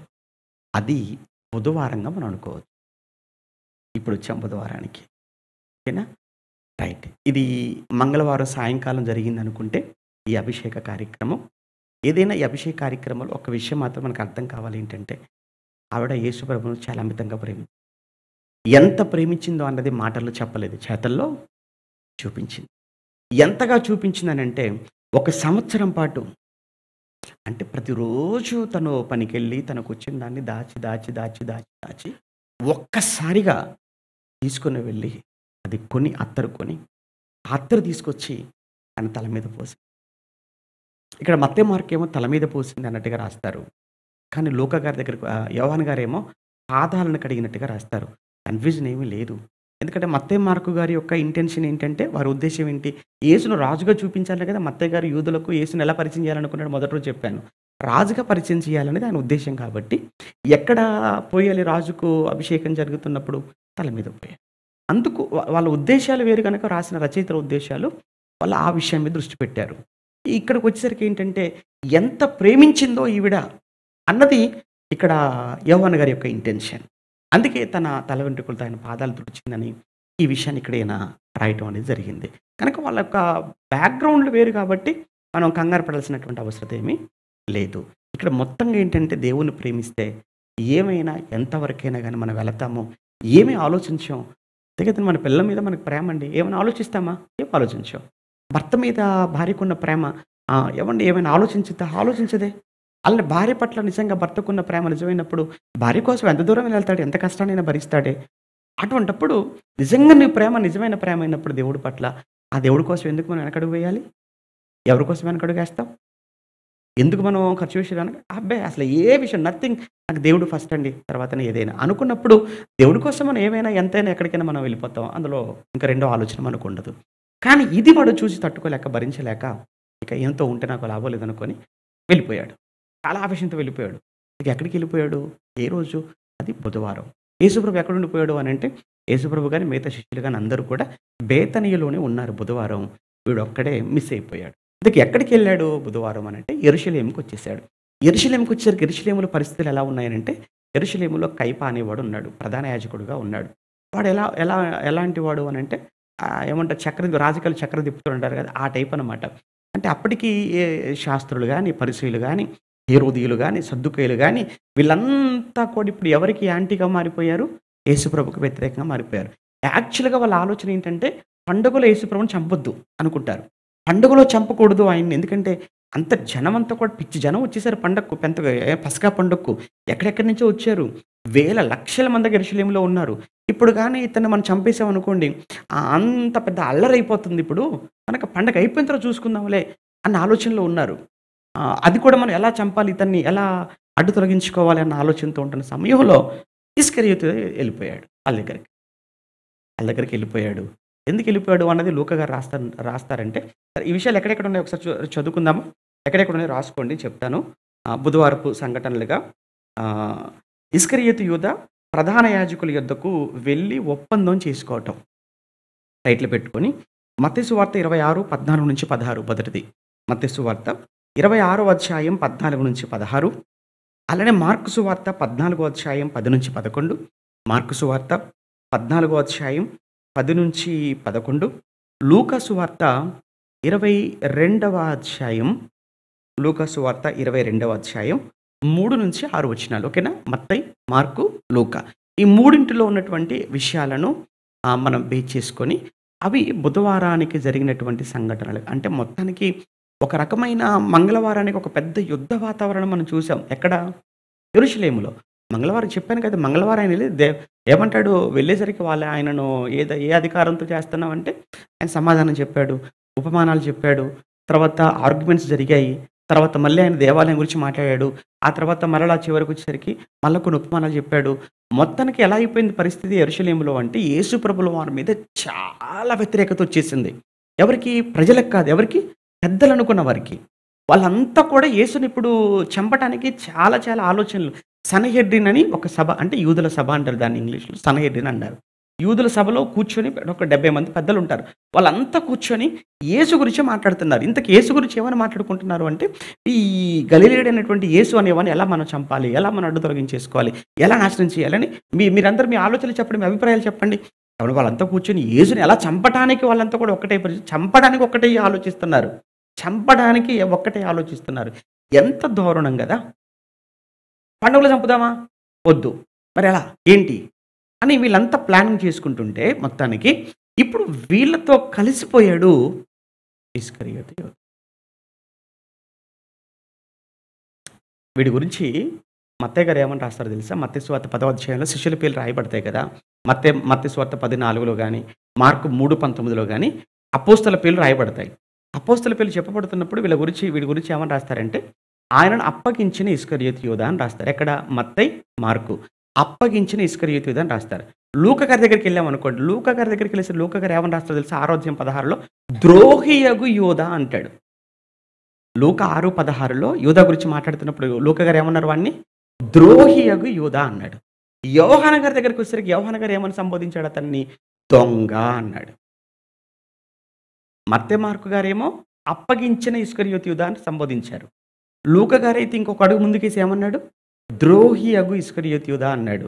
కానీ ఇక్కడికి వచ్చేసరికి మాత్రం యోహాను గారు ఏమన్నారు అంటే దొంగ అన్నాడు. ఎలాంటి టైటిల్స్ వచ్చాయి ఎవరికి? మంచి టైటిల్స్ కదా. అద్భుతమైన టైటిల్ సంపాదించుకున్నాడు మొత్తానికైతే ఇస్కరియోతు యూదా. ఇంకా మత్తయి గారు ఇంకొక అడుగు ముందుకేసి ఏమన్నాడు తెలుసా అండి? అట్టి మనుష్యుడు పుట్టకుండా నేలవానికి మేలు యేసుప్రభు అంటాడు. అది మత్తయి గారు రాశారు. అట్టి మనుష్యుడు పుట్టి ఉండకపోతే మేలు అన్నాడు. ఎందుకు పుట్టావురా ఇస్కరియోతు? చావడానికి పుట్టినట్టుంది, నరకానికి వెళ్ళడానికి పుట్టినట్టుంది, ఆ మహానుభావుని అప్పగించడానికి పుట్టినట్టుంది. ద్రోహి, నమ్మక ద్రోహి అండి. ఎవరు? ఇస్కరియోతు యూదా అంటేనే నమ్మక ద్రోహి. ఎంత ఘోరం అండి! నమ్మించి గొంతు కోయటం అంటారు చూసారా, నమ్మించి మోసం చేయటం అంటారు చూసారా. ఇతను చేసింది అదే. ఆ విధమైన ద్రోహం చేశాడు యేసు ప్రభు. ఏం చేశాడు? డబ్బులైతే సంపాదించేసుకున్నాడు. ఎంత? 30 వెండి నాణేలు. అలాంటివి కావాలంటే ప్రభు ఇవ్వడా? నీకు 30 వెండి నాణేలు కాదు, ఆయన అడిగితే 30 బంగారు నాణేలు ఇచ్చేస్తాడు నీకు ఆయన. అడగొచ్చు కదా. లేదు. మనలోకి ఎలా ఉంటుందంటేనండి, ఉద్యోగంలో వచ్చే జీతం కంటే పైనుంచి వచ్చి ఉంటుంది చూసారా, వెనక నుంచి అవి చాలా ఇంపుగా ఉంటాయి. మనం కూడా వేటికి సాటిస్ఫై అవుతుందో తెలుసా అండి? మన కూరగాయలు కొన్నప్పుడు మనకు వచ్చిన కేజీ కంటే వాడు ఎక్స్ట్రా ఇస్తాడు చూసారు, 1, 2 అబ్బా ఒకటి కొసరంటాం కదండి, అంతే. వాటికి మనం ఫుల్ సాటిస్ఫై అయిపోతుంటాం. మనం ఏంటో కేజీ వచ్చాయి, ఆ కేజీలో వచ్చిన ఆ 10 కంటే కూడా వాడు ఎక్స్ట్రా ఒక్కటి ఇవ్వగానే దానితో కానీ మనం సాటిస్ఫై కాలేవండి మనం. అది మనిషి యొక్క మనస్తత్వం అయిపోయింది. సేమ్ ఇక్కడ ఇస్కరియోతు యూదా కూడా చూడండి, యేసు ప్రభువుని అడిగితే నీకు వస్తాయి కదా, ఆల్రెడీ బాగానే సంపాదించావు, వెనకేసావు కదా దొంగిలించుకుంటూ వచ్చి, మరలా ఇప్పుడు యేసు ప్రభువుని అమ్మడానికి, అది కూడా ఆఫ్టర్ ఆల్ 30. ఈడెళ్ళిపోయి ఆళ్ళ దగ్గర కూర్చోగానే, "ఏయ్! నువ్వు 12 మందిలో ఒకడు కదా!" "అవునండి." "నేనేనండి." "ఆ! ఏంటి ఇలా వచ్చావు?" "ఆ! యేసును మీరందరూ కూడా ఆయనకి యాంటీగా అయిపోయారని నాకు తెలుసు. మీరంతా ఆయనకి వ్యతిరేక వర్గం అని తెలుసు. మీతో నేను కూడా చేతులు కలుపుతాను." అబ్బా!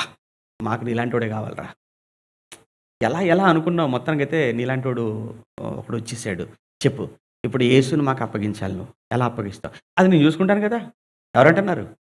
అది నేను చూసుకుంటాను కదా! మీకెందుకు వరీ? Don't worry. నేను టైము అంతా కూడా మీకు టైంకి చెప్తాను. సడెన్‌గా వచ్చి మీరు పట్టేసుకుందురు గానీ, మరి నేను మీకు అప్పచెప్తాను గానీ ఆయన్ని మరి మీరు నాకెంతిస్తారు? ఎంత కావాలో చెప్పు? మొత్తానికైతే రేటు అటు ఇటు మాట్లాడుకొని 30కి ఫిక్స్ అయిపోయారు. 30 తీసేసుకొని బేరం ఆడుకున్నాడు. మళ్ళీ ఏమీ తెలియనట్టుగానే వచ్చేసాడు. వచ్చి ఏం చేశాడంటారు? అది రేపు మాట్లాడుకుంటాం మనం. ఈరోజు అంతా మాట్లాడితే బాగోదు. రేపు మాట్లాడుకుంటాం. యేసుప్రభు దగ్గరికి వచ్చేసాడు మళ్ళా రిటర్ను. వచ్చేసి ఏం మాట్లాడాడు? ఏం చేశాడాయన వచ్చేసి? భోజనంలో కూర్చుంటాడు. భోజనంలో కూర్చున్నప్పుడు ఎంత యాక్షన్ చేస్తాడో తెలుసా అండి? అబ్బబ్బబ్బా! ఆడికి ఇవ్వాలనిపించిందండి ఆస్కార్ అవార్డ్ ఎవరికి? గొప్ప నటుడు, మహానటుడు, చాలా బాగా నటించేశాడు. మొత్తానికి ఇస్కరియోతు ఏమైపోయావయ్యా అనంటే, చివరికి అపోస్తలుల లూకా గారు రాస్తారు ఆడి గురించి. ద్రోహి అన్నాడు కదా అక్కడ. నిజంగా వీడి గురించి మాట్లాడుతూ లూకా గారు ఏమంటాడంటే, వాడు సంపాదించాడు, పోయి దేవాలయంలో మళ్ళీ పారవేసేసాడు. ఆ తర్వాత ఉరిపోసుకొని చచ్చిపోయాడు. అలా చచ్చిపోతే పైనుంచి కిందకి పడిపోతే నడిమికి బద్దలైపోయి పేగులన్నీ విషయం ఏంటంటే తనకు అర్థమైపోయిందండి యేసుప్రభు జరుగుతున్నటువంటివన్నీ చూసిన తర్వాత ఛీ! అనుకున్నాడు. కొంచెం అసహించేసుకున్నాడు. కానీ సాతానుగాడు ఎలాంటోడంటే ఆడిలో పశ్చాత్తాపాన్ని తీసుకొచ్చాడు గానీ, ప్రభువు దగ్గరికి మాత్రం తీసుకెళ్ళలేదు. వాడు చేసింది పొరపాటున సంగతి అర్థమైంది. కానీ ప్రభువు దగ్గరికి రాకుండా ప్రాణం తీసుకున్నాడు చూసారా? అది. అప్పుడప్పుడు కొంతమంది సంఘానికి దూరం అయిపోయి చాలా ఫీల్ అవుతుంటారు. హ్మ్. బాధపడుతుంటారు. వాళ్ళు చేసిన తప్పేంటో వాళ్ళు అన్న మాటలు వాళ్ళకి అర్థమవుతుంటాయి. కానీ సాతానుగాడు ఎట్టి పరిస్థితుల్లో వెళ్ళడానికి వాడు ఒప్పుకోడు. అంటే, "ఏయ్! వెళ్ళిపోతావా? ఆళ్ళేమనుకుంటారో, వీళ్ళేమంటారు? వద్దు ఉండిపో." అంటే బాధైతే కలిగిస్తాడు వాడు నీకు. నీకు అర్థమవుతుంటది చేసిన తప్పేంటో. కానీ ఆ తప్పును ఒప్పుకొని మరలా నువ్వు సంఘంతో కలిస్తే ఎక్కడ నువ్వు బాగుపడిపోతావో అన్న ఆలోచనతో వాడు ఎట్టి పరిస్థితుల్లో కూడా నిన్ను సంఘంలోనికి రానివ్వడు. ఇప్పుడు వీడి విషయంలో కూడా అదే కదా జరిగింది. ఎవరు? ఇస్కరియోతు యోధ. ఆడు చేసిన వాడికి తప్పని అర్థమైపోయింది. అర్థమైపోయింది కాబట్టే కదా! ఆ సంపాదించింది ఏవైతే ఉందో తీసుకుని వెళ్లి దేవాలయంలో పారవేసేసాడు. నిజంగా వాడు డబ్బే కావాలనుకుంటే దాచుకుంటాడు కదా! మళ్ళీ తీసుకెళ్ళి ఎందుకు పారేస్తాడు? నాకొద్దని. కానీ చివరికొచ్చేసరికి నీకు డబ్బు వద్దు అని వాడు బాధపడ్డాడు, ఏడ్చాడు, ఏదో చేసుకున్నాడులే గానీ, ప్రభువు దగ్గరికి వచ్చుంటే ఎంత బాగుండేదండి. అపోస్తలుల దగ్గరికి వచ్చుంటే ఎంత బాగుండేదండి. అసలు ఒకప్పుడు ఇస్కరియోతు స్థానం ఏంటో చెప్పమంటారా? మిగతా 12 మందితో కలిసి ఉన్నప్పుడు అపోస్తలులతో ఈడు కూడా దయ్యాలను వెళ్ళగొట్టినవాడు. మీరు లూకాసువార్త 10లో చదువుతున్నప్పుడు ఆ 70 మందితో పాటు, ఆ అపోస్తలులతో పాటు రోగాలను బాగు చేసినవాడు.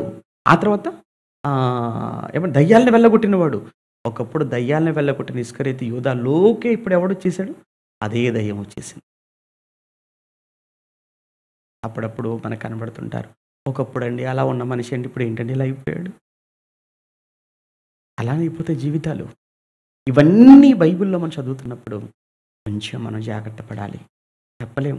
ఎవరి జీవితం ఎప్పుడు ఎలా ముగిసిపోతుందో ఎవరికీ తెలీదు. ఎప్పుడు ఎలా ఎవరు మారిపోతారో ఎవ్వరికీ తెలీదు.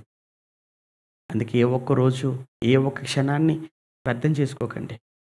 ప్రతి క్షణం చాలా విలువైనది. అదే సమయంలో ఎట్టి పరిస్థితుల్లో గొప్పలకు పోవాలని, పదవులోకి వెళ్ళిపోవాలని, అధికారాలని వాళ్ళు చూడాలి, వీళ్ళు చూడాలి, ఇవన్నీ వద్దు. నన్ను నా ప్రభువు చూడాలి అని. ఒక మంచి మనసు కలిగి యథార్థమైన హృదయంతో మనం పని చేసుకోగలిగితే, బ్రతకగలిగితే అదే గొప్ప విషయం. ఇక ఈరోజు ఆ బేతనియలో, ఆ సీమోని ఇంట, ఆ మరియమ్మ యేసుని ఎంత ప్రేమించిందో తన క్రియల్లో చూపించింది. అదే సమయంలో యేసుక్రీస్తు ప్రభుల వారిని అప్పగించడానికి ఇస్కరియోతు యోధ ఎంత ద్రోహం చేశాడో, శత్రులతో ఎలా చేతులు కలిపాడో, ఎంతగా మాట్లాడుకున్నాడో, ఎలా అప్పగించేశాడో, ఆ తర్వాత పోయి వాడు ఉరిపోసుకొని ఏం చేశాడు? సంపాదించాడు గానీ సుఖపడ్డాడా? ఏం సుఖపడలేదు. ప్రాణాలు పోవు. అది మొత్తానికి ఇస్కరియోతు యోధ చేసిన అతిపెద్ద దారుణమైనటువంటి తప్పేంటంటే ద్రోహం. నమ్మక ద్రోహం. యేసుని అప్పగించి చివరికి తన ప్రాణాన్ని పోగొట్టుకొని కుక్క చావు అంటారు చూసారా? అలానే చచ్చిపోయాడు. ఎంత దారుణమైన చావు కదా!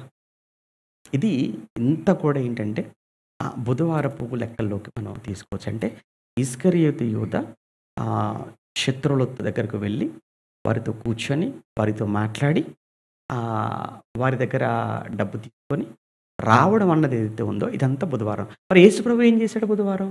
ఆయన ఏమీ చేయలేదు. ఆయన బుధవారం బేతనీయలో విశ్రాంతి తీసుకున్నాడు అనటం కంటే కూడా ఆయన ప్రార్థనలో ఉన్నాడు. మీకు తెలుసు యేసుప్రభు ఇప్పుడు ఖాళీగా ఉండడు. ఆయన ప్రార్థనలో ఉన్నాడు. రేపు జరగబోయే అప్పగింపబడి ఆ తర్వాత జరగబోయేటువంటి శిలువ యాగాన్ని గురించి తండ్రితో మాట్లాడుతూ, తండ్రికి విజ్ఞాపన చేస్తూ, ప్రార్థిస్తూ తన్ను తాను మానసికంగా ఏం చేసుకుంటున్నాడు? ఆయన సిద్ధం చేసుకుంటున్నాడు. మరి గురువారం సంగతి ఏంటి? అదే గురువారం పస్కా చివరి భోజనం. చివరి రాత్రి భోజనం అని పెట్టుకున్న అదే కదండి ప్రభురాత్రి భోజనం అంటారు. చివరి రాత్రి భోజనం. ఇంకా యేసు ప్రభులు వారికి ఆ తర్వాత ఆయన ఇంకా భోజనం చేయటానికి ఆయన ఉండడు. తెల్లవారితే ఘోరం. ఆ చివరి రాత్రి భోజనాన్ని జ్ఞాపకం చేసుకుంటూ రేపు రాత్రి ఇక్కడ కూడా ప్రభు బల్ల కార్యక్రమాన్ని మనం పాలుపంచుకుందాం. కనుక రేపు ఆ ప్రభు బల్లలో మనం పాలు పంచుకోవడానికి ముందుగానే అసలు ఆ రోజు గురువారం ఆయన బేతరీ నుంచి వెళ్ళాడా? ఎక్కడికి వెళ్ళాడు? ఎక్కడ ఏర్పాటు చేశాడు? అక్కడ ఏర్పాట్లో ఆయన ఏం చేశాడు? ఏం చెప్పాడు? ఇది కూడా చాలా నిన్న మంగళవారం ఎంత ఇంపార్టెంటోనండి. నిన్న మంగళవారం గురించి ఈ గురువారం రాత్రి జరిగిన సంఘటన కూడా చాలా చాలా ప్రాముఖ్యం. కనుక నిన్నది ఎంత ముఖ్యం అని అడిగితే ఇంకా అంతకంటే 2 రెట్లు ముఖ్యం. రేపు అంత ఉంది సబ్జెక్టు. ఓకే, మిస్ అవ్వకండి. ప్రార్థన చేసుకుందాం. కళ్ళు మూసుకోనండి. ప్రేమగల తండ్రి పరిశుద్ధుడా, మీకు వందనాలు. ఇప్పటి వరకు మీ పిల్లలతో పంచుకున్న మీ లేఖనాలు ప్రతిదీ కూడా మా ఆత్మీయ జీవితాలను సరిచేసుకునేవి. ఎట్టి పరిస్థితుల్లో విని విడిచిపెట్టి మమ్మును మేము మోసం చేసుకోక విన్న దాని ప్రకారం ప్రవర్తించేటకు కృప చూపించమని కోరుతూ వెళుతున్న మీ పిల్లలను క్షేమంగా తీసుకుని వెళ్ళండి. సంఘాన్ని నడిపిస్తున్న నాయకులను మీరు జ్ఞాపకం చేసుకొని మంచి ఆయుష్ ఆరోగ్యాన్ని వారికి ప్రసాదించి సంఘాన్ని ఆత్మీయ స్థితిలో ఉన్నతంగా నిలబెట్టుటకు కృప చూపించమని వేడుకుంటూ మీ పిల్లలు ఇండియాలో వారు విడిచిపెట్టి వచ్చిన కుటుంబాలకు మీ కాపుదల, మీ సంరక్షణ ఉంచండి. మంచి ఆరోగ్యాన్ని ఆయుష్ని ఇవ్వండి. తిరిగి రేపటి దినాన కలుసుకొని మరికొన్ని మాటలతో నాయన మమ్మల్ని మేము పురికొల్పుకొనుటకు మీకోసం కృప చూపించమని తన బిడ్డలను క్షేమంగా తీసుకెళ్ళమని క్రీస్తునామని ప్రార్థన అడుగుతున్నాము తండ్రి. ఆమేన్.